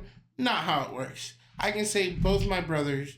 But if you had two brothers, you can't blame an article. Yeah, you know what I mean? No, you can't. Both brothers came up. Here goes the third. Yeah, let's see it. You can't blame them for that. But I think their focus and drive was so. Because to me, my eldest brother is one of you. Y'all are the same. Y'all are God-given talent that worked hard as well. That perfected. You got to put that work hard in there. Like, I'm not going to... There's people... Come on now. There's people given God-given talent that don't work, and then they phase out when they get college and pros. But then there's people that work hard with that God-given talent. Like, number 2 was never an option for you. I can... Prime example, you just literally on this podcast talked about, oh, I saw you chug and you were a chug athlete. I'll challenge you. Did you not? Number 2 is not an option for you people like you. And then I have my second brother who is he's a genius. When I say this kid graduated college with 4.0, he's just a genius. But he was the kid that worked harder and harder and harder, who had some God-given ability, right? Yeah, are we talking about he worked harder and harder in sports? In sports and just general. I can say he was one of those people who said, yo, I want our name to mean something to the world, not our town, not our city. He was that person. And so then when I was in the 8th grade going into 9th grade, so, they do the newspaper every week. Before I even got there, the first newspaper to come out was the third Barnett brothers coming. This Devontae Barnett, da-da-da. But the genes I got... Damn, you guys got some talent. Yeah, we got genes, right? We have good genes. But to my 2 brothers, I've always been the compassionate one. The one that glued us together. The one that keeps us, who we are, essentially. And so, yes, I do have ability. And I think my better sport was baseball, of course. Or, not of course, but I think my better sport was baseball. But football is what we play. Football is what we love. Football is what we know. And things like that. And I wish I was, a foot taller. That would add to being able to play defensive lineman and things like that. Helped. Yeah, would it have helped? Yeah, it definitely would have. But I enjoy my brothers because to everybody in my town, That's crazy because for an article to be there, the third one's coming. Yeah. You know what I mean? That means y'all motherfuckers were those motherfuckers. I can tell you one thing about my eldest brother. Because mine was just coaches. There were no article came out. Oh, second Feliciano's coming. Yeah, right. Here we go. Yeah, track. Yeah. There was none of that. I can say my freshman year, which I thought was crazy. Here in Gainesville, I came here the first time as a 9th grader. And my eldest brother, he played, there's East versus West. He played in North versus South. That's all of Florida, right? Yep. So, football game. He broke his collarbone, spring game, and still set records as a running back. Gainesville, my dad is one of those people, command sergeant major, military mindset. Yeah. So he always hey man, I see you in a 4.5. Kid over there running a 4.4 type thing. So Gainesville wrote a paper and it was Niceville versus Gainesville. Is it Gainesville High? I think it is the one right there. I don't know which one it is, but I think it's Gainesville High. Off 13th? Yeah, they had 2 kids that ran. Yeah, it's right off 13th. GHS, yeah. Yeah, GHS, yeah. They had 2 kids that ran a 4.3 and all this, or 4.3, right? So. And real quick, because my track brain can't let that fucking slide. Mm-hmm. a lot of, especially in high school, when they do 40s or they do 40-yard dashes, and even in track times, it's a lot of hand time. So let me pause you there. That's where I say y'all are different breed of athletes. Because what you just said, remember that. So there's two guys there running the 4.3, right? My eldest brother is the star athlete on our team. Gainesville High School wrote a paper, and they're like, "Oh, Niceville High School's coming here." And this is a Gainesville paper. Niceville High School's coming here. They got Corey Barnett, which is my second oldest brother. Damn, I'm sound fast, don't he? Corey? He's Corey Barnett? He's not the fastest one. I'm just saying, sound fast. There's some fast motherfucking names. When I used to run track, you would hear names of the people. I'm like, God damn, that sounds fast. Yeah. So, I feel like Sion Feliciano doesn't sound fast. Mm-hmm. Yeah. Your last name, I think, sounds fast, bro. Feliciano? Yes. It has a smooth run about it. But all right, so I remember there's one dude named CJ Morrow. Oh. I was like, God damn. Damn, no way he up fast. And then you got fucking Xavier Carter. You got fucking what's his name? Something Dix. He went to FSU as a running back and he ran track. Anyway, you had him. You got these fucking guys. The names sound fast. You be fine, and even the people that are just like fast but not gonna make it that far. Yeah. Their names sound tight. They sound. It ain't like. I know what you mean. It sound like athletes. It's not like a. I almost said Ben Johnson, and Ben Johnson is is that motherfucker. Yeah. But ain't nobody like fucking, I can't even fake a name right now. Think of, you know what I mean? They just sound name? Fast. Give me, what's the most unfast name you ever heard? If I'm going to think about actual athletes. I would think about, Rebecca doesn't sound fast. No. There ain't no way. They ain't never been a fast Rebecca. I can't think of one. They ain't never been. Unless she's a distance athlete, but. Yeah. I was going to say the name Will. Never sounds fast to me. Never sounds fast. I can't. One of the fastest guy in UF was Will. When you said Will, would you say Will P? Yeah. Who's your friend? Willie P? Willie P. That's everybody called him Willie P. Okay. And it was Willie Perry. Okay, I know. I actually know that name. Yeah, I know that name. Fast. He was the first guy that like humbled me in a way where I'm like, damn.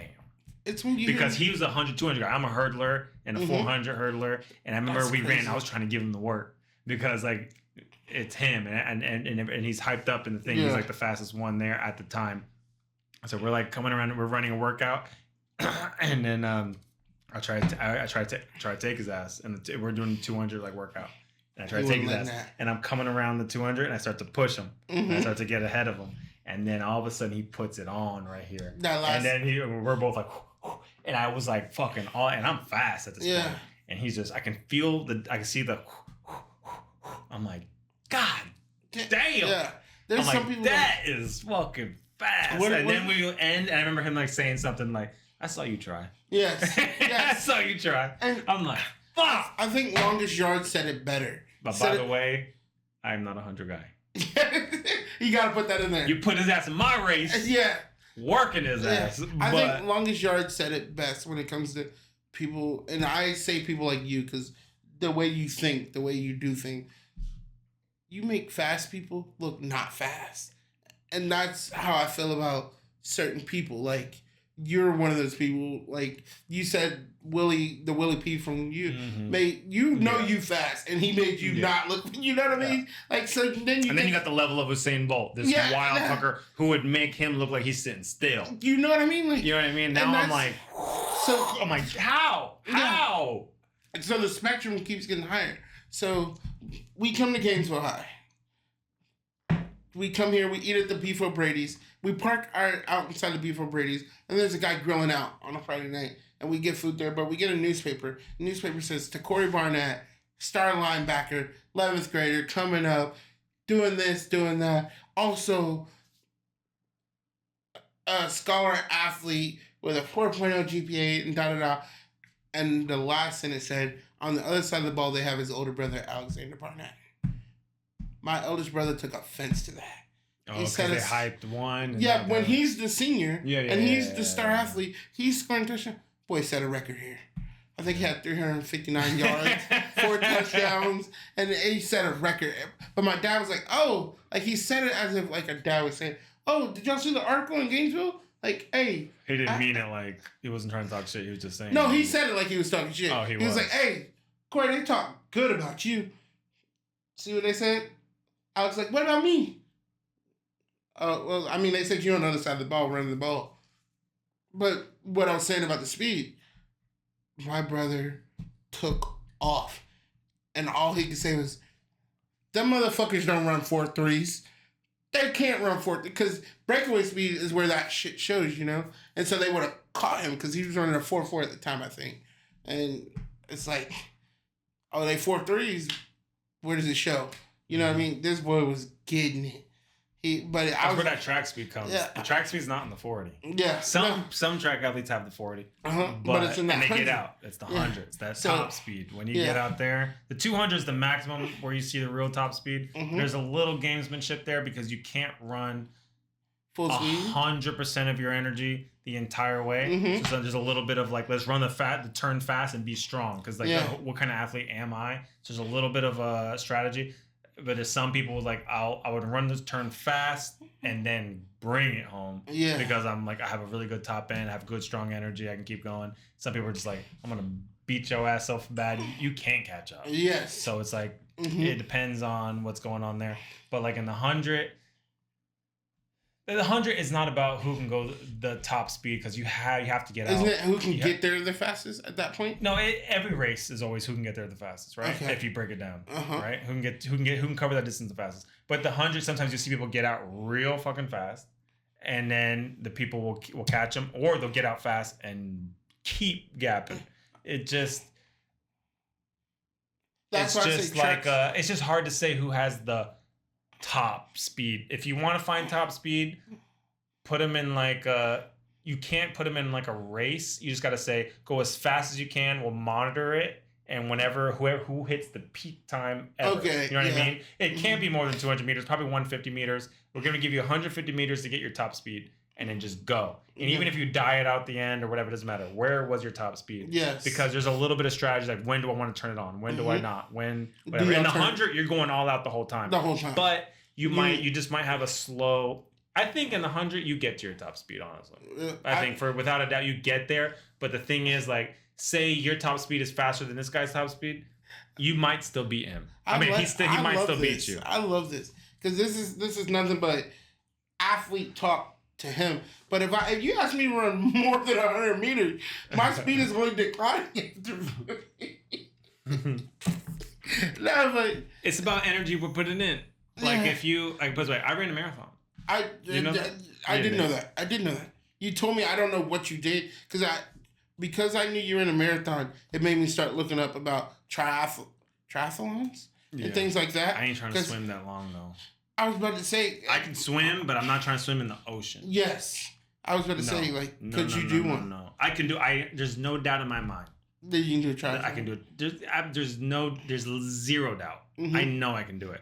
I'm a little sketched out about the water. Because you don't. Where are you gonna run out? Where are you gonna swim a mile? You're not gonna swim a mile in a pool. You got to go in the ocean. Yes. Or a big ass lake. And I ain't doing that in Florida. I ain't going to a lake. But if there's like a mile long lake, I would do that in like a northern country. You know what I mean? There's nothing. We're good. But if you go in the ocean, no. Zero. Am I going out there with sharks and shit like that? There's stories about people doing like those crazy like 2-mile swims and like a great white shark in a group. You think you're safe in numbers. Taking somebody out. No. Not happening. No, fuck that. I want to do it because I can do it, but I'm not doing it. I'm not going in some. Now, if there was a lake in like a northern city with no alligators and I know I'm chilling, yeah, I'll do that. Because I won't quit. The thing about with me is like, so I ran when I took that marathon. I'm just not going to. Yeah. I'm just not going to. I know I have that dog in me. I know I'm not gonna quit. Yeah. So there's like I'm going to finish this race. There's no ifs, ands, or buts. Now if I'm probably not gonna race it. If I race it, I'm gonna be fucking dead. Yeah. But if it's just like, can I finish it? Yeah. There's zero doubt I can finish it. Now if I try to do maximum time, I'm gonna be fucking dead. I was gonna say, and without like appropriate training and that. But like right now, today, not that training, I know I can run it. I can do a triathlon. Yeah. I know I can. I believe it. I'll finish it. I know. I won't be fast, but I will not stop. I feel like you'd mess up, and that's where you. I feel like honestly, if you ask me, because I think it goes, isn't it like biking, swimming, then running, or No, I think it's swimming, biking, running. is it okay? Yeah, I think swimming. I think first. you. I might be wrong, but I think so. You would be worried about your time and run too fast, and then I don't want to be at swimming and be tired. See, going out too fast sucks. But like, all right, like here's the thing, like I will not stop. Yeah. But if I get out too fast, I'll slow down big time. Mm-hmm. But I won't stop moving. Yeah. I'm gonna always keep moving. Yeah. Like when I ran this marathon, I knew I was going to like. How long was it? It was a marathon's 26.4 miles, I think. And I remember like the longest time I've ever ran, because I run out here all the time, was like 7 miles at a time. It's the longest I've ever ran. And then all of a sudden, then I started thinking about like, yeah, I know I can do it. I'm not gonna stop. And then what happened was I was at the bar. And a guest came in that I was like, I'm kind of cool with, like a regular. Mm-hmm. And he was like, yo, I'm going to run it was like during COVID. He's like, I'm going to run the Boston Marathon. No, I didn't know this. Yeah. No, so he's like, I'm going to run the Boston Marathon. And he's like, well, it's virtual. So like, we're not going to go anywhere. But like, I'm trying to find people to like run with me. And like, so I can he's like, I'm going to have like people come through segments to help me to like get through it. I'm like, I'll run the whole thing with you. He's like, for real? I'm like, yeah. So we started talking. And then I was like, yeah, I'll run the whole thing. And I only ran over 7 miles at that point. But I knew I wouldn't quit. But then I started thinking, I'm like, 26 miles. Like, sorry, I look at the time. Because I asked him, like, what time are you trying to run? And like, what's your pace? He's like, I'm looking to run like 11 something a mile. I'm like, well, that's slow. I'm like, there's no doubt I can do that. I'm like, all right, let's do it. I'm like, yeah, I'll run with you. Mm-hmm. And then I was like, all right, I can do that, but where the fuck am I going, man? I'm just talking shit. But then I still don't know where I'm going. 11 minute. Yeah, so you want to run an 11-minute mile. Mm-hmm. And I'm like, all right, I know I'm not gonna stop. It's gonna be all right. But then I was thinking like, all right, the only thing that will shut me down, because I was having like calf injuries at the time. I'm like, if my calf and a strain, like I know if there's like 6 miles left, I don't give a fuck what happens to my leg. I can push through it. I just know that about me. I know I'm not gonna quit just because I have an injury. If it happens in the first 2 miles, which is very likely because of what it was like feeling at the time, I was like, I might pull out at that point. Like I'm gonna try to destroy my fucking leg. Anyway, he was running the virtual thing, so I had 1 month to train for it. Normally, when you're training for a marathon, you build up and build up and build up the mileage where you can do that, right? You get your body right. My body was not right. The most I've ever had was 7 miles, and like, can I do it? Yes, but your bone structure needs to like adapt. Your muscles, all that needs to adapt for this kind of longevity. And I didn't. So the one time I was like, all right. And I'm so glad I did this. I was like, all right, it's like 2 weeks out. I'm like, I still haven't ran over 7 miles. And I looked at his time and I mathed out like, all right, at his pace and the pace he wants to go, how long is it going to be? It's like 4 hours and something. I'm like, God damn, I've never ran like this. I never ran over an hour. Yeah. It's like, you think 4 hours of running? And then I started, I'm like, all right, I need to like, let me get a half marathon in on my own. So I mapped out a big half marathon and I ran it. And I'm so glad I did, because I fucking died. Did you really? But I didn't die because of the energy. You had to learn. And then I started looking, because I died so hard. I never stopped. I was like, oh, we're going to go till I fucking die. But I fucking ran out. And once I got fucking like 9 miles out, 9 miles out, no. It was like 8 miles or 7.5 miles, honestly. And then I was way out there. You take this boring ass hot, and it was in the middle of the heat, like 1 p.m. I can see like the heat off waves. The road. Yeah. So I'm like running down. I can see the heat waves. I was getting a headache. My head was hurting. I'm like, I'm so dehydrated right now. I'm so I know what's the problem. No. What? Because I didn't know. Because I'm only a sprinter, or when I've been running, but like I never run long enough for this to be an issue. Yeah. And then I always grew up a sprinter. You just like, all right, we're running. Never going to stop. I didn't know you fucking had a water pack on you. I didn't know. I had zero idea that people wore a water pack and took pills and salt pills and energy things to give your, I had no idea. But I learned it that day. Yeah. Because I was out there dying, and it wasn't like my energy felt fine. It was like the headache. Yeah, I was gonna say the headache. Drain, the you feel heat. woozy and dizzy. And I did it the hottest part of the day. I did because I like the heat. Yeah. But when you're out there running that long, the heat's not your fucking friend. Yeah, no. So I'm fucking way out there in this long ass road, and there's nobody out there. And I started contemplating like, if it gets bad, like I don't even know who to ask to help me. Yeah. I was gonna be like I've never had that thought. I was genuinely scared running, like scared, like this doesn't feel good. I feel like I'm having a heat stroke almost. I'm like looking at cars, like just like one car coming every like 10 minutes or like 5 minutes. I'm like, I might have to wave somebody down and be like, yo, can you drive me home or something? Yeah. Like, I've never had that thought.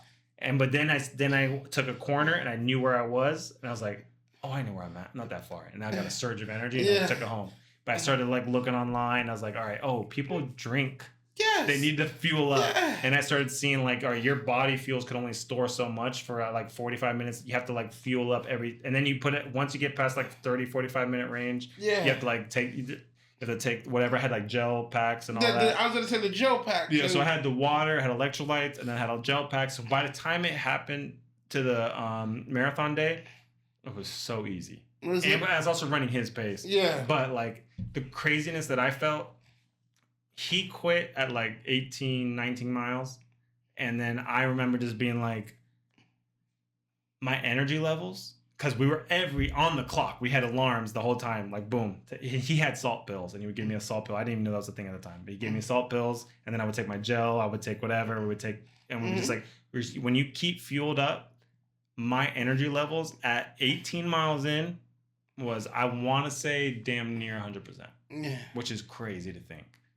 When you're fueling up, when you're running like that, and you're keeping your body, you're taking care of yourself, you thought you were just gonna get out there. I never did.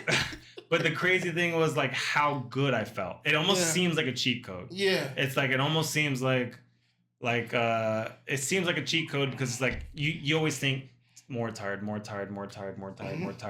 But then again, I wasn't racing. If I was racing, there's no doubt that I was going down. But just to run in general, if you're fueling up and you're keeping your body right, my energy levels were, my knees and legs were done. Yeah, done. They'd never done that distance. My legs, my knee, everything hurt. My calf that I was worried about at mile 2 was hurting. But I'm like, yeah, we're good. It's not that bad. Yeah, we're good. But at the same time, you got to think you are a runner at the end of the day. It's kind of like, you can name, as long as your body can hold up, you can name any distance if I ask you to run at my pace.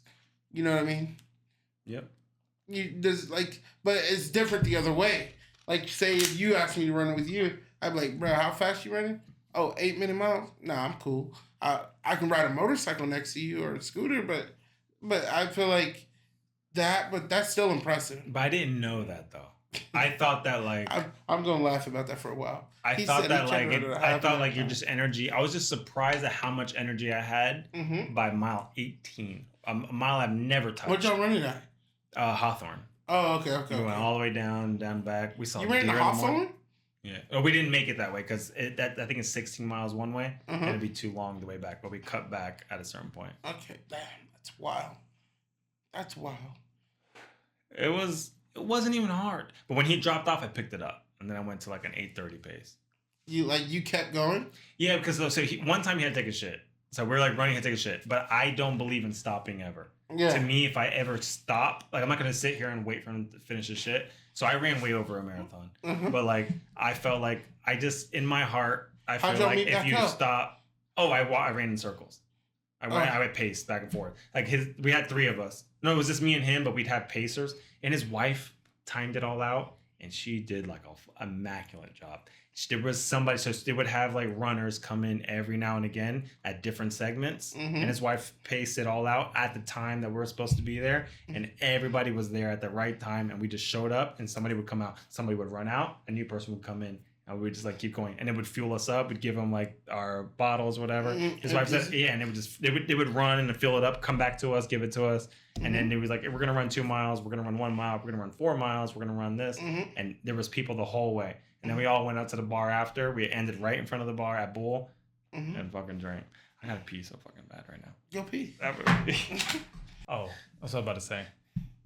I feel like that shit though, like having that kind of mindset, That's only a gift, honestly. But the drawbacks of like being like mentally strong in that way is like, so I remember running. I was running 4 miles at a loop. At like mile 2, I strained my calf. Full strain. I know it was a strain. Mm-hmm. And the smart thing to do is at that moment of strain, just stop and just walk it home.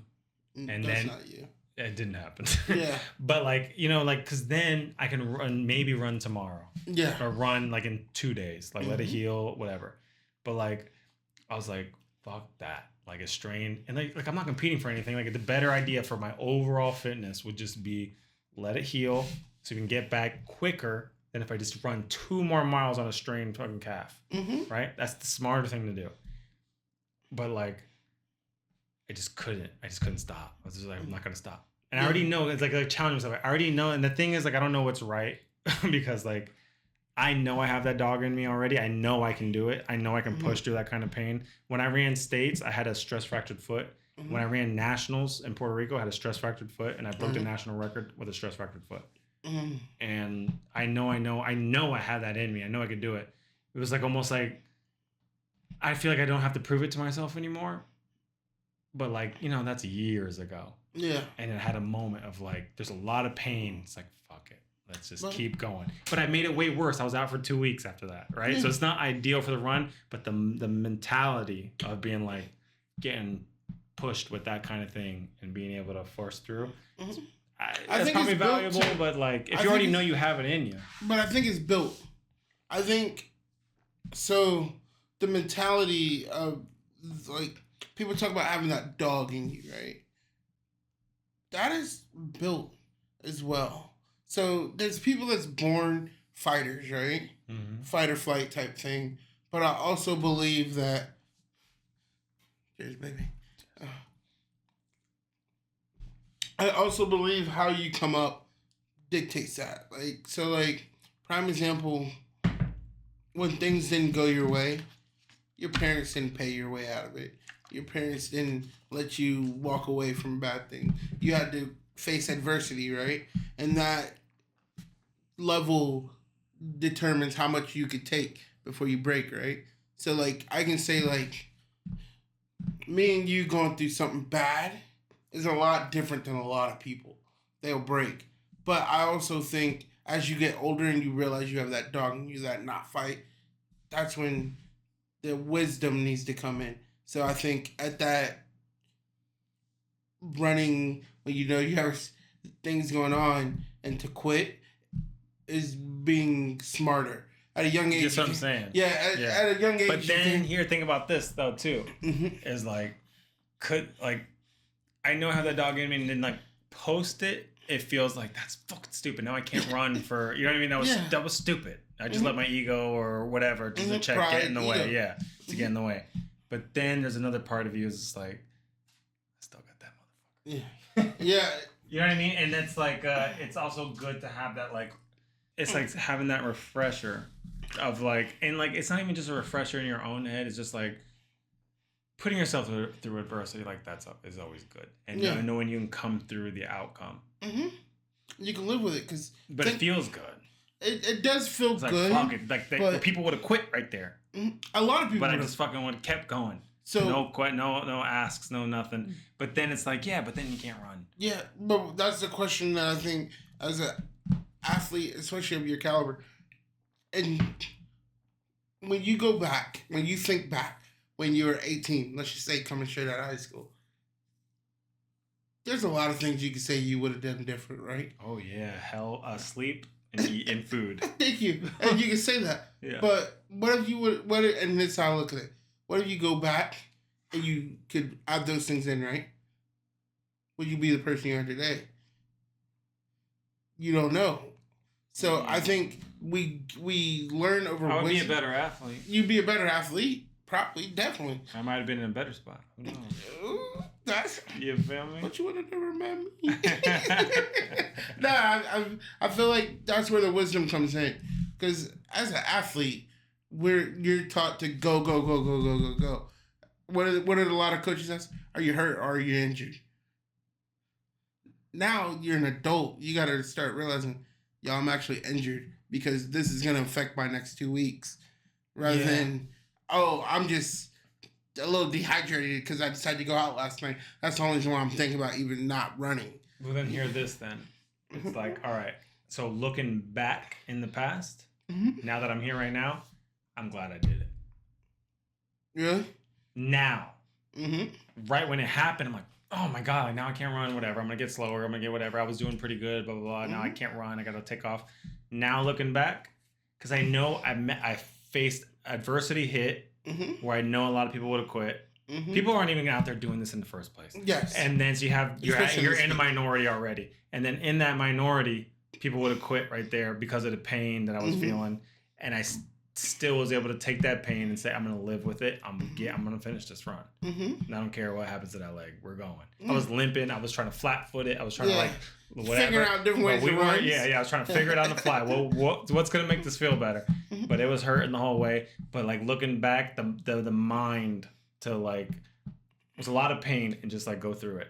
I'm glad that if it does feel better that I did something like that. Like overall, like let's put it this way: if I was training for an event, because I'm just running at this point. Yeah. But if I was training for like, here's my race, here it's coming up next month, that would have been so stupid. Yes. But just running for health reason, there's something else with that mental, just like that. But there's only one reason why you're doing that. Fucking goal, baby. There's only one reason why you're doing all that, though. What do you think that? First off, I think you're big on being in shape. I know that. You care about your health very highly. But meanwhile, I'm no better. Cheers, my boy. Hey, we only human. Yeah, right. And I excuse these. But I get what you're saying. And the second reason is the most important reason. Second is the most important reason. Real quick, before you get there, you said there's only one reason. Yeah, well, we already on the second one. Yeah, well, go ahead. There's only certain reasons why you do it, but I think the most important reason, you have a son. I think about him sometimes when I run. When I get weak, when I start feeling weak mentally, because he's gonna be weak one day. And I look at it the way I look at it might not be the right way. You're gonna want your son to be the dog you are. You're gonna want him to be able to push through what you are. Now you and my brother are different athletes. Like I've said the whole time, where you're gonna be out there maybe running with him, maybe not as fast, but there's gonna come a point where he's gonna beat you, and you're gonna expect him to. But are you gonna let him? Never. Because that's the athlete and dog in you to always beat him. But when you did everything you could and he beat you, I think I'm like, oh, he got it. You know what I mean? So I think you push yourself and you hold yourself to these standards. You hold yourself to high standards. Standards is one thing. Everybody holds themselves to some standard. But the high standard that you hold yourself to keep that dog, to keep that fight. Because you already know you got a big fight coming. When that kid turns 17, if he decides to, it don't matter what sport he decides. He can pick up soccer. I don't care. You're still going to try to beat him in soccer his whole life. Oh, I'm going to try to beat him in everything.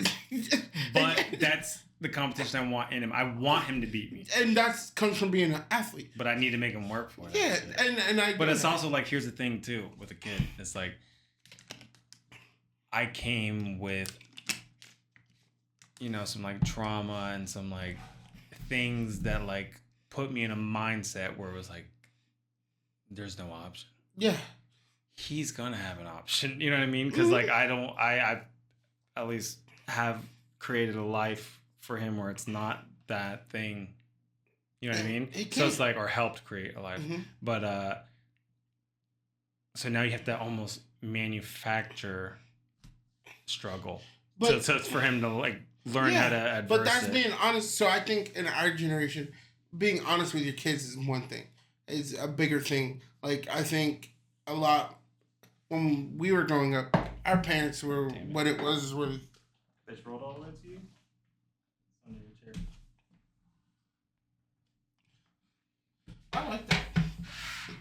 I think with the generation we were in, having our kids understand, like, I'm not going to say I had an easier life compared to my parents, right? I think we all did. Yeah, yeah. So what is it saying? Do better than what your parents did, but they're like, what is it? It's something like, I can't remember. I loved it, and I saw it 2 years ago. It's basically like poor people make strong mentality. Strong mentality makes rich family. No. I can't remember how it goes. It's strong weak or bad times. I don't know if this is a quote, but bad times make strong people. Strong people make weak people. Weak people make strong times. Yes, and that's the cycle we're in. And I do believe like your son's gonna have more options than you. That means you did your job, but you're gonna make sure, no matter what it is, his competitive nature and any option he chooses is what's gonna make him successful. Because everything's competitive.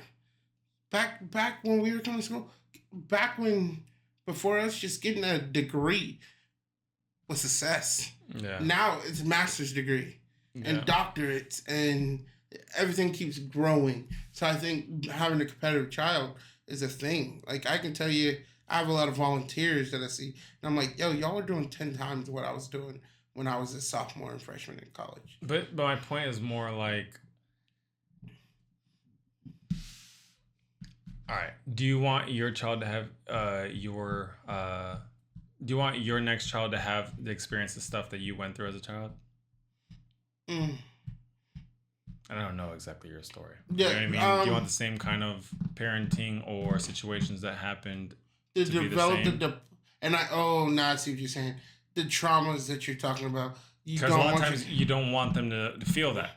But that's gonna shit makes you a motherfucker. Yeah. And like that's good. Yeah. But you don't want him to feel that. And then if he doesn't feel that, that's the part of the thing that makes you fucking I can something. Say for 100%. Not only, but I don't want him to feel any of it. That's what I'm saying. Only because of the fact that when you shield him, I'm not gonna shield my son from the world. So you gotta manufacture some kind of. Okay, that's what I'm saying. I think myself, I don't want my son to feel anything, because it's not like my life was terrible. I know what you mean. Mine wasn't terrible either. Yeah, but there are things that I've laid awake thinking about, and things that made you stronger through going through trouble. Yeah, that you don't want other people to go through. Yeah, but I want my son to realize, like, I know at one point in my life, I know I want my kids to, like, my future kids to go through dad's being a dick face. Only because of the fact of I want their life to be so well, but they're going to take it for granted. That's all they know. No. Now you got to live how I live. Oh, y'all don't... it's not guaranteed mom's always going to make breakfast, dad's always going to make dinner. It's like, you got to go through that life lessons, because I want my kids to grow up basically like I did, minus the feelings I have. Yeah. You know, so like you always try to do better than what you had. Yeah, and that's what life is. But I think and you gotta think your parents did better than what they did. Yeah, I think and their parents did better what they did. And some people take it too far. I do think we're in a generation, and this might be controversial. Say it. You're gonna get canceled. Go ahead. I was kidding. I can't cancel what I started. You know me? I think I remember my parents gave spankings no matter where you were, no matter what you're doing. A lot of people in our age group, I think, went through that. And then we went through a phase of like, calling CPS and all this stuff. They're taking it too far. But then on the reverse sides, I remember fighting on the playground and people getting in fights and stuff. But then the CPS came along. Now people are out here shooting and doing... I think there's a cause and balance of everything. So I think we've come so... Discipline is not taught so much because parents are getting, oh, you can't do that. You can't do it. No, when it comes to discipline, it happens when it's happening, where it's happening, and things like that. So I want to live by that lifestyle. Like, my kids get disciplined. Yo, you acting up in school? I'm going to show up randomly. Have you talked about kids with... Yeah, already. You want one? I want multiple. I think one kid is I want one. Yeah. One kid is not enough. Especially when you have one. Yeah. They're the best. Yeah. Because I feel like she knows, like she already says, hey, you got to handle the discipline. Because even with her, I'm a little hard because there's a standard that is set. Yeah. Like. I'm hard too, but I am Yeah, the kids make you soft. That little fucker. I love that fucking guy. But that's what kids do. Oh my god, I'm a fucking softie and a half with that guy. But I still am sure like he's a great kid, and you could see the fruits of the labor. I'm very like on point with a lot of things, but like sometimes I feel like a woman, because I'm so like it's I'm just like so in love with him, and like I just like I coddle him so much. Yeah. I feel like... but that's what you have family and things like... So, probably don't like my brother's kids. You have parents. That's what they're there for. I'm your uncle. Hey, check this out. Like, hey, like... Whatever you're going through, I'm here. But I'm going to give you the honest truth. Mm-hmm. Like, hey, check this out. If you want to do this or be that, that's cool. But you better make sure this, that, and that done. You know, like I talk to them about grades a lot. And they're like, oh, my grades, well, I have all A's, but I have an F in this. How? I'm going to tell you right now from the beginning, I went through it. I'm not that far from it. And F means you didn't give a fuck. You're right. You didn't try and get an F. Yeah. That'd be kind of hard to get, to be honest. F are hard to get. Yeah. Even if you fail every exam, but you did the homework and the day-to-day stuff, you would still come out with a D, C. Yeah. You know what I mean? Just something got through. Yeah, you could accidentally get a fucking D. Yeah, you accident, like, you know what I mean? Like, so I tell him, honestly, I'm like, hey, check this out. I get it. My older brother's 4 years older than me. But the motherfucker went to school, y'all. Yeah. I get it. School ain't the funnest thing, the most fun thing to do. But I wish it was, though. It is at the end of the day. I wish there could be a way. Oh, no, I had so much fun in school. I hated being at home. My point was like, when I got home, I was outside. Back in the day. Yes. It depends where I lived. When I lived in like the country, it was just home. But when I lived in like the city, and once I got home, I was going right outside and hanging out with everybody in the neighborhood. Yeah. So that shit was fun. But like, what I'm saying is like, I wish school was fun because there were certain subjects were like very fun. I was like into it. But like, I just wish it was just fun to learn. If there was a way, you know what I mean? Everything. So I hated history back in the day. Do you fuck with history? I love history. You do? I love it. Want me to tell you why? Let's talk about it. History don't ever change. I didn't till after you. Till after I already moved here. I got big into history. You learn a lot. And plus the history we learn, they're afraid to teach nowadays. They are, ain't they? They are. Like, history's a...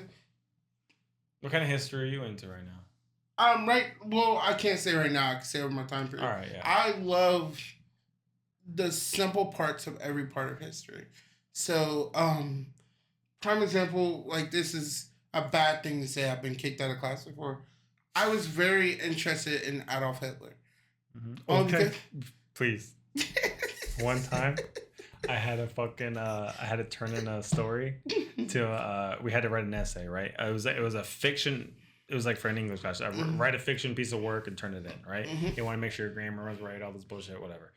So I literally grabbed a history book because I had to name my character. And I just grabbed the history book, opened it, and I saw the first name that this is dead on what I did. I was like, I can't fucking name this guy. I didn't want to think about it too much. I don't give a fuck.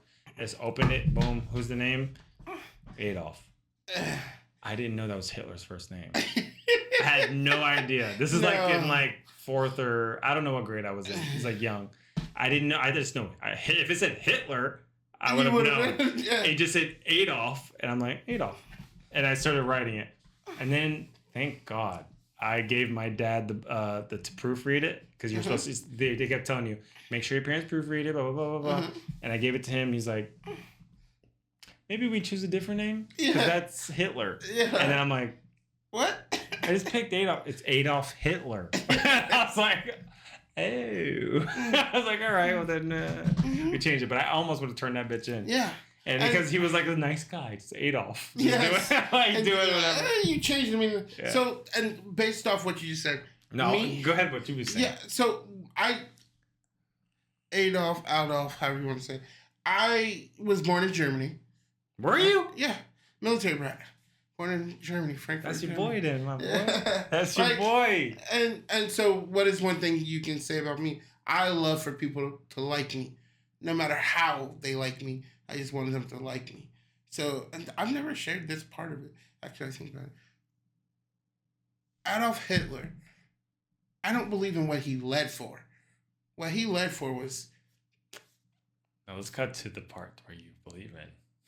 Let's cut to that, because that's coming. I couldn't fathom at that young age how he can get people that look nothing like him to kill people that look like him. What do you mean they look nothing like him? Because they're all Germans, though. Brown. He was brown hair. Yeah, but they were Germans, though. And Germans, right? So here's how I looked at it. So Adolf Hitler, one man led a nation to kill Jewish people who look like him. If they had brown hair and brown eyes, you killed them. That was. I don't think he looked Jewish at all. Yeah, he was brown hair, brown eyes. But he didn't look Jewish. I don't know, but I'm young at this time. Okay, all right. Let's go with that mindset. Let's go with that mindset. Go ahead. I see what you're saying. At a time. If you didn't have blonde hair, blue eyes, it's essentially what it was. Okay. Right. And so I was like, they had a little like speech thing, and you had to write about your favorite leader. Go on. I chose Adolf Hitler. Oh my God! What year was this? I think I was like 4th or 5th grade. And what was the? Oh, this is beautiful. This is fucking. Don't gold. do me like this. No, this is gold. You were in 4th or 5th grade. Choose your favorite leader, and everybody's like, it's Malcolm X. It's George W. Bush. It's fucking what's that guy? Martin Luther King. Yeah. It's fucking the black guy. Adolf Hitler. Like, whoa! It probably did not look good, but what was your me? The way I looked at it is that is like, yo, and now I understand more now. Yeah, I get that. That's not where your mindset was, but like, yeah, he got everybody to. One guy. The fact that he was able to mobilize that kind of crazy. It makes me who I am. There's people who are out here. I know for a fact. But the question wasn't This is probably where you look. What question wasn't who you think is one of the most successful leaders. And that wasn't the question. The question was your favorite. Yes. And that's where it gets controversial. Me, I said Adolf Hitler. He's so influential to a person like me. There's 2 types of people. There's lions and there's sheeps. I know for a fact you can't walk in this room and make me believe something like that. Because I'm not that type of person. Just like, prime example, if I see you picking on somebody for no good reason, you're just picking on them because, lack of better words, they're in the LGBTQ community, I'm probably like, yo, you're being a dick. I'm not just going to go with it. And that was crazy to me. And this is before all this stuff of me having the knowledge of all this stuff. I just was like, bro, like, why were people listening to him do that? He must have been a really cool person and thinking so elementary, like. And I was like, that's he must fucking hilarious. Like, and so I remember getting pulled to the side. Oh, you bet. But did you do that in front of the class, or was it like a written thing that you gave up? It was written, but you had to say your leader. That's what you had to say the leader. Yeah, and here you go. Yeah, and I was like, he was like Adolf Hitler. Like, I felt so like, and still to this day, I would say like, bro, that's crazy. And so like me, I know for a fact my kid, the woman I plan to marry, all that, I am big on, yo, you form your own opinion. See, you can give me an opinion about somebody, but that opinion don't affect how I treat that person. And I think that's great. Person. You know what I mean? That's great, because that's, because some people have their own opinions based on some shit that you might not agree with. Yeah. And just because they don't like them. I'm not going to be that person. And that's what I learned from that. And that's what I found crazy. I'm not going to say crazy. That's what I found fascinating. Let's go. Yeah.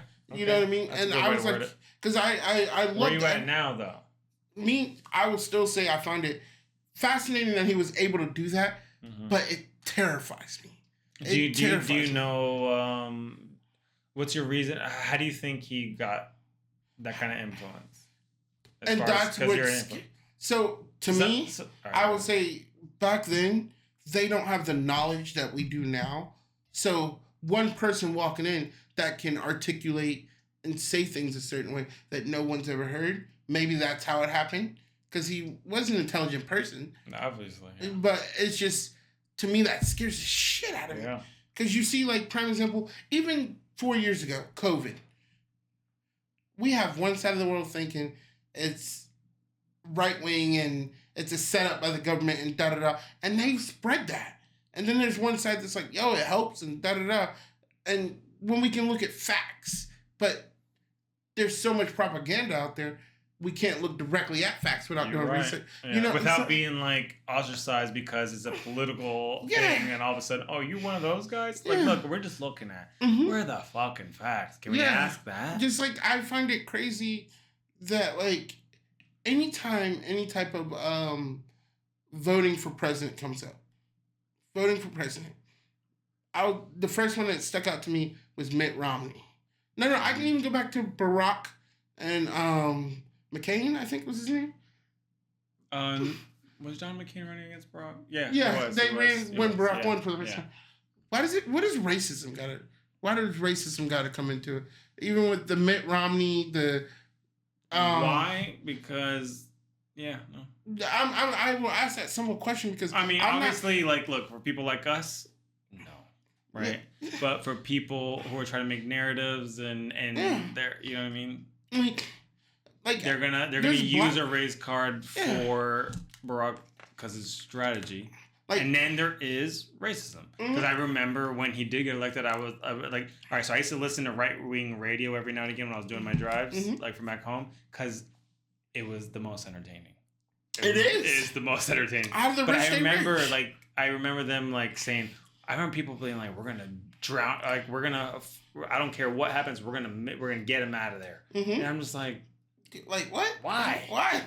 He's the president. Like, all right. Like, I never heard that from anybody else before. Like, why you guys so want to get him out of there? Yeah. And then again, the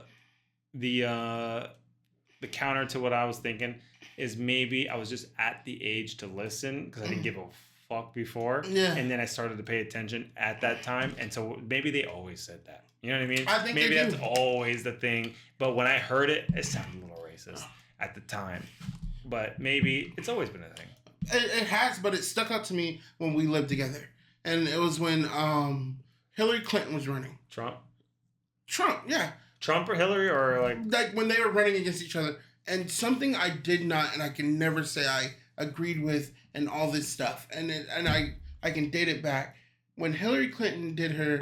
I don't know, like when you get defeated speech or whatever it might be called. Defeated speech. I don't know, because you get acceptance speech. Defeated speech. She said, I was the women's champion, and I'm sorry, women, I didn't win it, essentially. Like, no, bitch. Excuse my language. No, woman, we asked you to run for all of us. That's like, to me, if Barack stood up and said, I was the black people's champion, and no, I didn't. No, Hillary, we saw you being the first woman to be president. So to me, I look at like things like, nah, man, why do I want to be liked by everyone? I don't care what your race, color, all that stuff is. But then we're doing all this scheming and things to become president. It's gross. It turns me completely off from the subject. So I've never been big into government because of that. Because that's crazy to me. And so like, then I think back to Adolf Hitler, and I'm like, what did he do to get where he was? Yeah. You gotta think this. Well, let me tell. Can I give you some insights? Please do, because I don't know much about government. So I might be wrong here on a couple of things, but my general thing is gonna be correct. Anyway, you can't think about Adolf Hitler's rise without understanding the context of the First World War. So let's put it simply, Germany's blamed for the First World War, right? Us for starting it and all that. Yeah. That could be debatable. But anyway, at the end of the First World War, they get a bunch of sanctions and a bunch of shit that makes the people's way of living shit. Then Adolf Hitler also was a soldier there. And the things he saw, and he did not agree with the I think he didn't agree with the surrender or the way they went about it. And then the people, the general mass for years were under a whole different like stress of like food and like things like that, and like cost of living and the way they were living. It got to shit. So everyone's pissed off and like not happy. Then he is going in and hearing different meanings. He finds a socialist movement. I think the Nazi Party, I don't know if they were called the Nazis at the time, but it was a socialist movement. He's in there in one of the meetings, and he like kind of like starts speaking. He was listening over a while and starts speaking up. He hates socialism, by the way. Yeah. So the Nazi Socialist Party is just on name because he did not believe in it at all. He hated it. But what motivated people, and it didn't start out like fuck the Jews, blah blah blah. It didn't start like that. It was just about like, look, we're gonna take our shit back. We're gonna stop letting these countries tell us what we can't do, whatever. And you got people who are starving and hungry and living a way less life than they were living. So that's motivating them. Like, yeah, fuck them. Like, yeah, we like all right, yeah, the World War I, we didn't start it, we didn't whatever. Like, we had to get into this. They have their own perspective, right? Yeah. Because the First World War is not. The Second World War is very clear. Yeah. Germany guys fucked up. Yeah. Right. First World War, not so much. It's more of a web of alliances. Depending and what happened. Yeah. It started when Gavrilo Princip. It was a Serbian dude who shot a fucking hungry Austrian dude who was taken over at that spot. Or I'm fucking it up, but shot him. That leads them into this web alliance because Austria was with Germany. Yeah. But Serbia was with Russia. France was with Russia. And England was with France. So it's like we had these web of alliances that just started spinning out. Surrounded as well at that time period, right? And they were. Yeah. And they were. And so they decided, look, war is coming now. We have to back up because Austria-Hungary was like, we're going to fucking attack Serbia for doing this shit. We're going to attack them. You got us? We're attacking either way. Yeah. We got whether you're with us or not. We're attacking. So now they're like, all right, well, we got to fucking... And apparently it's always been a thing. Like, always, everybody knew that this could boil up. And everybody had plans. So when they did that, like... So France's idea was like, look... Germany's idea was like, look... If this is about to happen, we have to strike hard and fast and fucking fuck up France real quick, convince Britain not to come in, and then we can at least have a one-on-one with Russia. But if we have Russia come on this side and France coming on this side, it's too... Yeah, So they decided to attack. So anyway, the point is that you have that... So they're able to... The point is that they're able to, as a German, is be like, we didn't fucking start this. We had to, blah, blah. It's not our fault. And you're making us do all this X, Y, and Z, and we can't live life, whatever. So when he starts coming with this message about like, yeah, we're not going to do this anymore. We're going to be doing X, Y, and Z. We're going to, here's a better life. Fuck these guys. They're the reason we're not doing good right now. The reason you can't feed this and the reason you're struggling, the reason you can't get a house, whatever, is because of them. So they're motivated in that way. Now the Nazi Party, and just because you were a German soldier, they're different. They're different. So the people who were wanting to kill Jews and whatever, it's not exactly the same. It was a group, or was it? So like, you got the Germans like already like feeling this type of way. So then when you have somebody promising you all these things and saying they're gonna do all this, it's resonating. And there is a difference between the Nazi Party and that. The people, not just because you were a German soldier, didn't mean you were a Nazi, right? Because it seems like anybody who was fighting was a Nazi, but it's really not. But that's where it resonated. So it wasn't as simple as like, how did this one guy, like that's how. But it wasn't as simple as like, how did you make me think that it's okay to have Nazi concentration camps? I got you.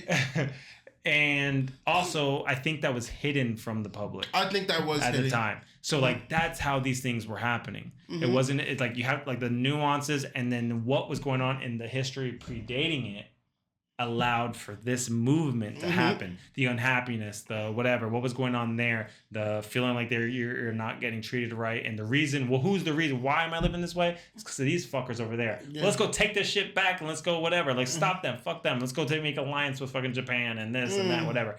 And then Japan had their own fucking reasons. Yeah, because everybody was racist against them and saying like, I remember in the beginning of the war. People were like, they were fighting the Japanese. The Japanese had the best fucking plane at the time, in the beginning. This is World War II or World War II. This is when they bombed. And they were like, and you can see British soldiers and American and France or whatever saying like, they're Asian. They're not gonna be able to like fuck with us. They fucked with them. Yeah, they did. They fucked with them. They fucked with them good. Yeah, hard. My favorite is the Pacific Theater with Japanese in America. And the shit. Oh my god, it was crazy. But like the reason I would love to turn you on to that shit, man. I think you would like Hardcore History with Dan Carlin. It's Dan Garland? Dan Carlin. Carlin. It's so good. It's on Spotify. You can listen to some of his free ones, but he did one on World War II with the Pacific Theater. So good. And then he did one with he did a bunch, but Wrath of Khans about the Genghis Khan and that shit. See, whoa, bro, I'm crazy. Genghis Khan is a beast. Mm-hmm. Is he? Like That's when they say like one of right there. He's related to how many people in the world? Fucking brother. Yeah, he was out there riding around. I feel like if I literally walked outside and like if everybody was down, and you said, "Do your best to match him," I probably couldn't. Yeah. You know what I mean? Like everyone, I'll give it like no trauma. Come on in. I want babies. And you had just a long line of women, and then I had to try my best, and I had like 2-3 years to do it. I still couldn't do it. I'm gonna tell you for a fact that I couldn't. That man testosterone must be out the roof. It must be crazy. Because I feel like he must have took one load and just like dripped it. Yeah, just like you get a little dab here, dab there. It's crazy when you think about it. Like, and the crazy part is like, as real as you are in the flesh right in front of me. Imagine like that was Genghis Khan. And occupying the same world we're living in at some point. Like he obviously wasn't here in America, but like imagine seeing that's him. That's the fucking guy. And then I think about the things like we build him up, but imagine like talking with him. Like, yo, this guy's a fucking dickhead. Yeah. Or he's like, he's kind of badass or whatever. You know, Alexander the Great, whatever. You'd be like, what a like when you would personalize him a little bit more, there'd be some like, he's kind of a dick. I don't like him at all. He's kind of weird. And then you'd be like, I don't want to idolize him. Or, whatever. But then you think about like... But they fucking did their thing. Bro. Crazy. There's a couple people because I need to get back into history. Do you get into ancient shit or no? I used to. But my problem is I kind of got away from it. Because I used to idolize the thought of like those people. Like, to me, Genghis Khan was crazy because do you know what you have to do? Because I'm going to say roughly about one in every, what's it like 5? One in every. It's something crazy. Something insane. I think it's 1 in 10 or something. Yeah, but could be related to him. Yeah.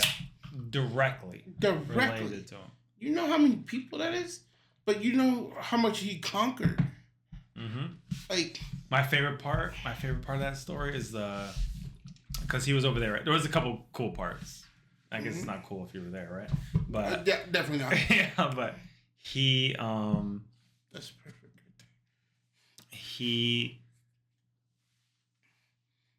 Which one? My favorite part is when he first of all he has some badass generals, like like greats of all time. Like you look at Julius Caesar, you have a Genghis Khan, but some of his underlings, like his generals, were top tier. Like Subutai.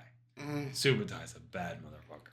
Like just because he would send him off and like that's your general. You go over there and outthink and outwork everybody and conquer and do whatever. It wasn't always Genghis Khan on everything. You can't be everywhere. But when they're pushing, his generals were like top tier of all time. Like all time greats. And what did you learn from it?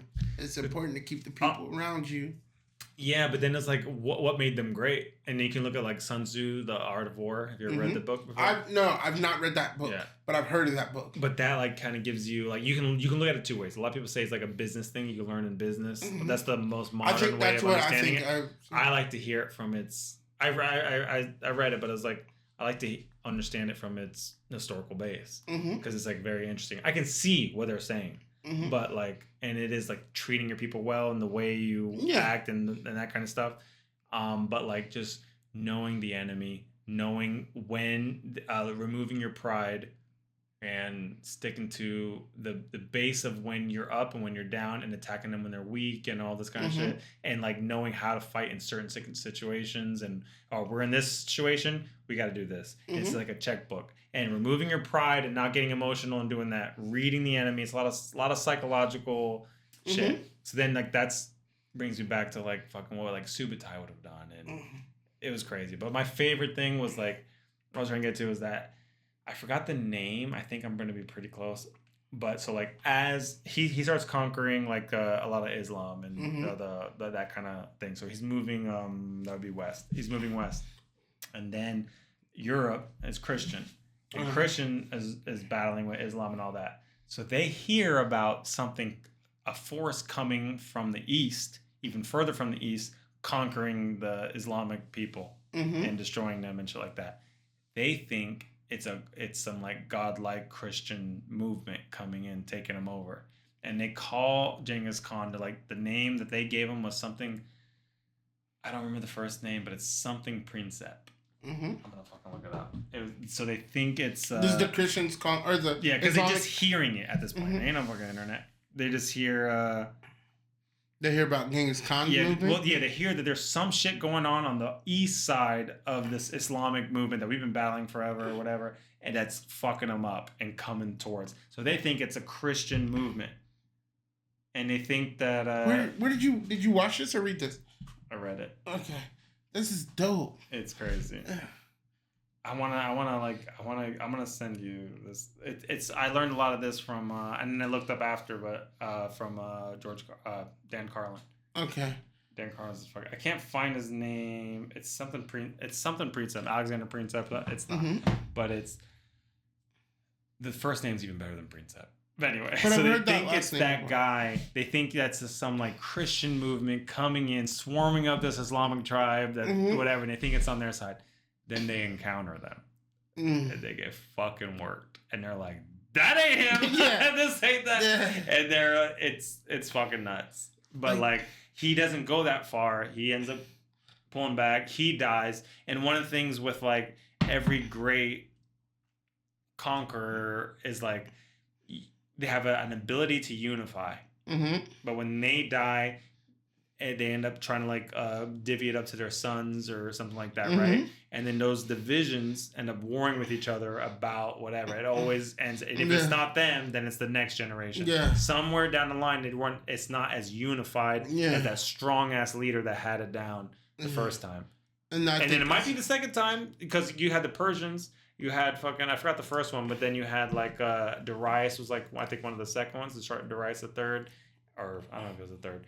But you have a unify, always like that. You have somebody who can unify everybody. Yeah. And then that's the strong figure. And but then as it dwindles down, you have the riches. It's like almost what we're talking with our kids. Yeah. It's like you have the riches. It's easy. You don't have to work. You're Genghis Khan was fucking in the streets pretty much, in the fucking not even less than streets. Yeah. But like. He was one of those guys. He was just a nomad going whatever, and he was able to make this crazy thing. And he had Kublai Khan. Kublai Khan was a bad motherfucker himself. So there is descendants and shit like that are bad motherfuckers too. But overall, you can let time keep going. You're getting weaker and weaker. As the riches are coming in, there's less motivation. There's less thing. You didn't have to work your way here. You just inherited this crazy mess. And I think that's and you become a weaker person, and that's literally what we're talking about. Yeah. About the weak times make it's like weak times make strong people make weak times, and whatever it is. Yeah.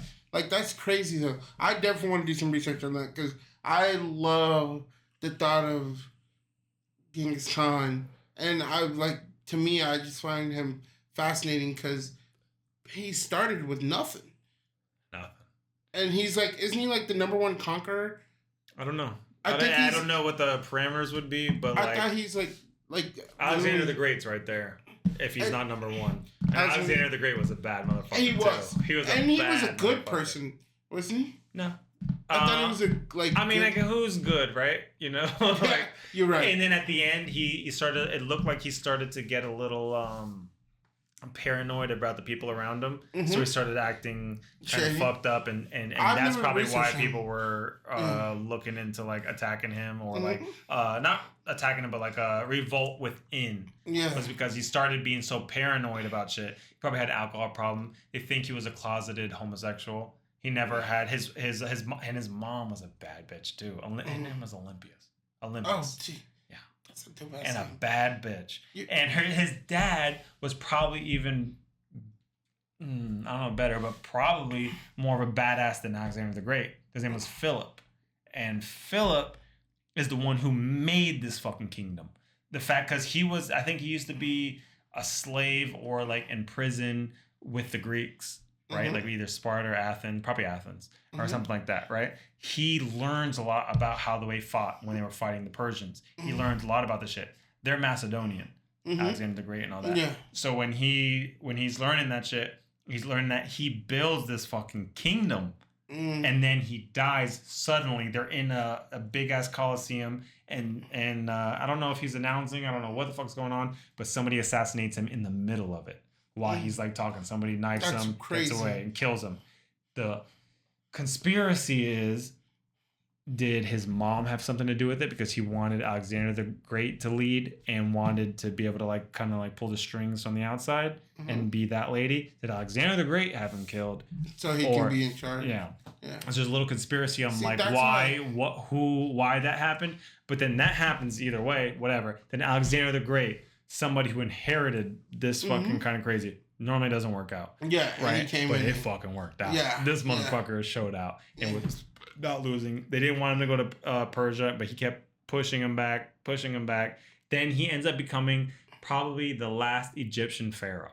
He was crowned pharaoh there. I don't know if you call crowned, but he was a pharaoh over there, and probably the last pharaoh was Alexander the Great. That's crazy. When you think about when you think back, because like like they say you're only as good as the people you're around, and you think back in history on these leaders and these influential people, whether good or bad or not, and how like that's crazy. Isn't that wild? I'm glad that you like that. I do. I want to know more. I'm be honest, because I want to remember more, so I can tell you more. Because there's so much cool shit that fucking happened. I just remember Olympias being that bad bitch. Like she? Yeah. And like the way people would talk, because like she's a woman, obviously. Yeah. And then like the way people would like try to like, yeah, not mansplain, but like use their whatever. Like, but she stood her ground, and the way she like manipulated the situation and manipulated shit, she was a bad. You have to she was at that a point. bad motherfucker. Is this a book you read as well? Another Dan Carlin thing. Okay. Because one of his favorite things was, so what he does, Dan Carlin would read like 15 books about a situation, right? And he'll read them all on different historians, whatever. And then he'll come out and tell you about it. The beauty about hearing it from him rather than a book, I feel like if you read the book, it's probably still, they get in so much detail, it's probably great too. But like it takes hours. Like, so the one on World War I or World War II with the Pacific Theater, that was 26-hour audiobook. 26 hours. Jesus. That's a fucking book. But you're stuck on it. It's just so good. And the stories, and he'll zoom out and tell you what's going on in the big screen. But then he'll zoom in and say, here's a letter that one of the soldiers like sent home. And then just to get a picture of what it looked like on the ground, rather than these big movements of whatever. To get to feel what it felt like to be a soldier in this moment. In the time period, Yeah. So he does a very good job of like backing up, coming in. So he'll read a bunch of books and he'll come together with whatever. The beauty of what I think that he does, as opposed to if you read some of the books, because some of the books will tell you Genghis Khan died from a poison arrow. He'll say, because he'll read so many different books, like, look, the jury's still out on that, because people think the leading theory is this, but he could have died this way. He could have died this way. Honestly, people don't know how he died. And he'll just tell you like that. And I'd rather just know it that way and just instead of spewing the information of whatever. When he died. I think it was like 60 something, which is crazy because people weren't living that long. Yeah. Well, honestly, I think the life age, I think people did live that long if shit went right. Yeah. But like I think what lowers the birth rate is the fact that or not the birth rate though, the age rate is because of the birth rate. Yeah. Not every kid was making it out. Yeah. So like the average life was way lower, and in that first couple years, a lot of people were dying in the early stages. So like people were living old, but it wasn't, because it sounds like average age was 35. You know what I mean? That sounds crazy. If you were 35, you're an old man. But that's a 70-year-old. But it's because the kids were dying so often that the number just gets squeezed out to here. That's true. I'm just, Jesus. Dang, now I'm ready to get to my computer. Because Genghis Khan is somebody I'm fascinated. Anybody in history of that nature that impact us in some way is fascinating. Because they contribute to the way we think, no matter how you think at some point. I mean, they made the Silk Road. They're the ones that they were the first ones that one of their big things was people. This is what Dan Carlin says anyway. He says that all right, so a lot of people contribute. One of the things that Genghis Khan would do, if he conquered your nation or conquered your your area, or whatever, he didn't outlaw your religion. Yeah, you were allowed to you were allowed to do whatever the fuck you wanted to do. And so people would attribute to that as somebody a good quality in or somebody of person, and being and make it a little bit more grandiose than maybe it was. So it would make it more look how lenient it was. You allowed everybody to preach what they wanted, everybody whatever.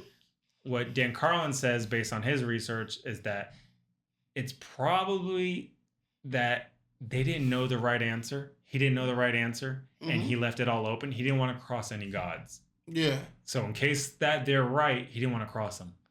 So it wasn't more of this I want to allow you to do whatever you want to do, whatever. It was more so of a more selfish in a way that I don't know who's right. Yeah, I don't know who's right they're here. They're under me. But so I'm not trying to fuck with any of this. Yeah. So you guys do your thing, and I'm not trying to fuck with that. Yeah. So you might be right, blah, blah, blah.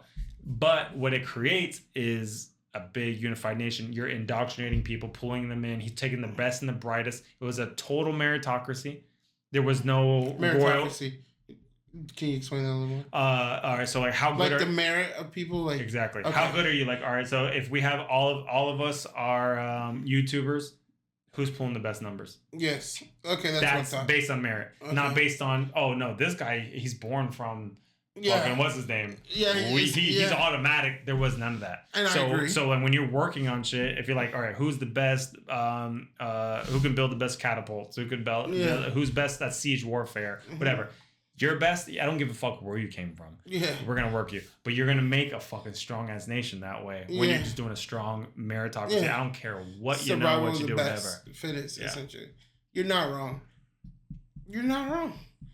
Because if you think about. We're big on merit here. I feel like not like them. Oh, no. But I meant the American dream. Ours is like that. Ours is different. A name means something here. You know what I mean? Well, think about being born from. Put it this way, you might be better. What do you do? Me, I'm patient advocate, patient ambassador. If the owner of it's at a hospital, right? If the owner of the hospital had their son come up, went to school, do you think there's any likelihood that he's probably going to get promoted way quicker than you? Yeah. Through the ranks? Yeah. All right. So that's not a meritocracy. Yeah, that's what I meant, the opposite. Yeah. In America, I think we're the opposite. Because I think I think we have a little meritocracy. Depending. As in, let's think about YouTube. People, and not in everything. But I'm just saying there's things talent does. If you can sing your fucking ass off, there's always political things. Even if you can sing your ass off, obviously, who do you know? Do you know this guy? This guy, you don't know, cool this guy? Because somebody who knows and got winded of somebody who can then put you on. Let's say we're talking singing. That's what I was going to say. You know what I mean? Then, but if you're good, you shoot more. You're more likely to get noticed. Yeah. And if you're more likely to get noticed, hopefully somebody puts you on and you skyrocket. But your talent can thrive in this country. Yes, I do agree. Doesn't always thrive. Doesn't always get noticed, but it can. Because you got to think there's what do they say? The best basketball, football players are somewhere in the streets. That's for real. Yeah, I remember track. I remember so many people that didn't make it because Doing stupid shit. Stupid shit. I forgot this one fucking guy from Evans was so fucking fast.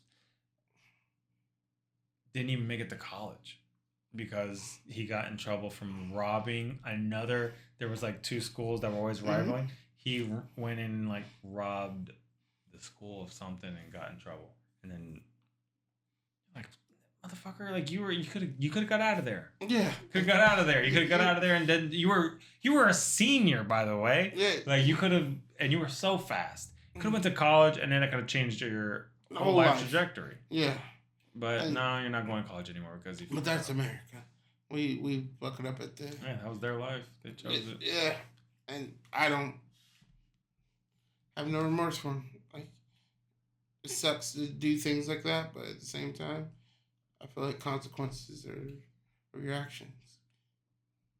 All right, we're at 3 hours, brother. Are we really? Yeah.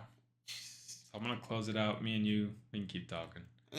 But I gotta go through that shit. So, I was kidding when I said we'd make it to 3 hours. We're at 3 hours right now. I didn't realize that. When I edit it down, it'll probably be down to like, because we had bathroom breaks and little talks, probably like 2 hours and 40 minutes or probably 50 minutes. But that's crazy. Thank you, man. Thank you. I've been looking forward to you coming over here, and I've been looking forward to doing this for a while. And I think we still have so much to talk about. Yeah, no, we can do it again. Yeah. Oh, I didn't get, by the way. I was going to say, didn't get through, you want to see my list? We got through past in athletics. And that's it. No, in history. In history. So I have history, past in athletics. Those are the ones I was trying to like, that ended up steering. But I wanted to talk about your work. Yeah. I want to understand, because I know you work in the medical field, and I get fascinated with like shit that you guys see and the things you want to. I really wanted to dive into that.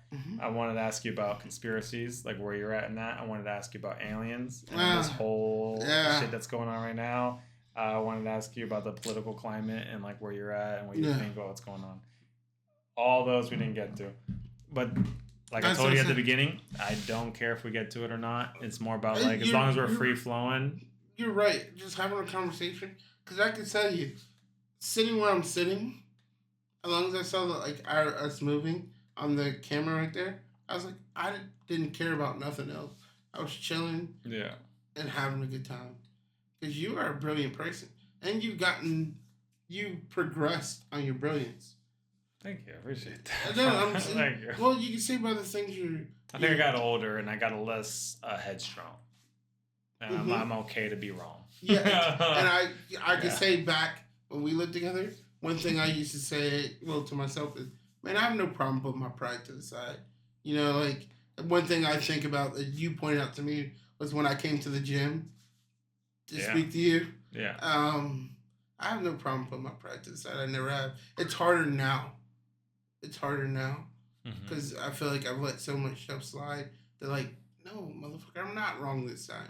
You know that, and I feel like I'm going. I mean, that's okay, because that speaks like, all right, you can speak more to it, but like that sounds like sticking up for yourself. Like, all right, look, I let too much slide. I gotta say something. Yeah, that's just like sticking to your bones. Now, where it can become a problem is when you get cold by the holding in, and I don't want to hear shit. And that's what I mean. That's where I can be too. I'm going through that phase because like. People, work, people, general. I'm like, look, hey, check this out. Like, that motherfucker gonna wake up a beast. And when he wake up, he is not a pretty person. I've only had it when I was second year in college. My phone broke. I think my second year in college, my phone broke. I had to get a new one for 3-4 months. And my mother hit me up on Facebook and was like, hey, you got to the end of the week, get a new phone. We're gonna have a problem. Or we're gonna have a problem. Because I just didn't care to hear what nobody had to say. Nobody called me to give me any type of benefits or anything that was constructive or anything. It was like, oh, Dbar, we want you to go hang out here because so-and-so will come if you go, and things like that. You know, so I started... felt like the old world when you're trying to like, look, this is where I'm at. Yeah. Like, man, I want people that want to come over and chill because I'm chilling. And that's about the time where I was getting closer with you and Parker and those people, and I noticed a difference, you know? Like, I think my mom asked me, why didn't you get a new phone? Like, I'd have to hit you up on Facebook to check up and make sure you're alive and doing well. I was like, because I got tired of people texting my phone where I'm at. Nobody ever asked me how I was doing. Mm-hmm. You know what I mean? So it was just things like that, and I don't want to go back there, but I felt myself slipping this year. Just like, because I've been so work. Like, hey, I'm slipping a little bit. Mm-hmm. So that's why this was a perfect opportunity to get back to my roots, man. I love it, man. I love it too, I brother. love it, man. I had a good time. Yeah, I did too. I enjoyed it. It's Yeah. different world, Yeah. but fun. You make it easy. Thank you. You're a good kid. Look at you growing up. Look at me. Look at me. Reading books. What? I ain't never even seen you read books. Read it, fucking what? That's why I said, Is he quoting people? That's not somebody I know. I hope. Daenerys said. Yeah. I remember. He said. Oh my god! I remember that. Yeah, like it caught me off guard. And that's why I asked 3 times. I realized, bro, I probably look stupid. You said that was a book. That was a book. You read? Hold on, you read that? I said, did you watch? What did you watch? Was it somebody down the street? Yeah. Who? Yeah. Where'd you get this? Yeah, I asked you a couple times, but you read. Yeah, when I go for runs, I put in audiobooks or I'll put in podcasts. I listen to a lot of Joe Rogan podcasts. He has a lot of different people on. Joe Rogan is wild. I listen to it all the time. I need to get more into him because I'm on like a lot of like athletic podcasts because those. So do you do David Goggins? No, I do. I don't know if he has a podcast, but like, do you watch David Goggins? Do you know who he is? Mm-mm. Oh boy, I'm gonna turn you on after this podcast. Yeah. Not like that. I don't Maybe. No, like I'm gonna turn you on to those David ones. Goggins. We'll talk about it in a second because if I go on him, we're gonna be here another hour. Yeah. But anyway, I'm gonna close it out. All right. We're at 3 hours and 6 minutes. It's probably reduced to about 250, 245. Thank you so much for coming, brother. Anytime, brother. Thank you for having me. We got you.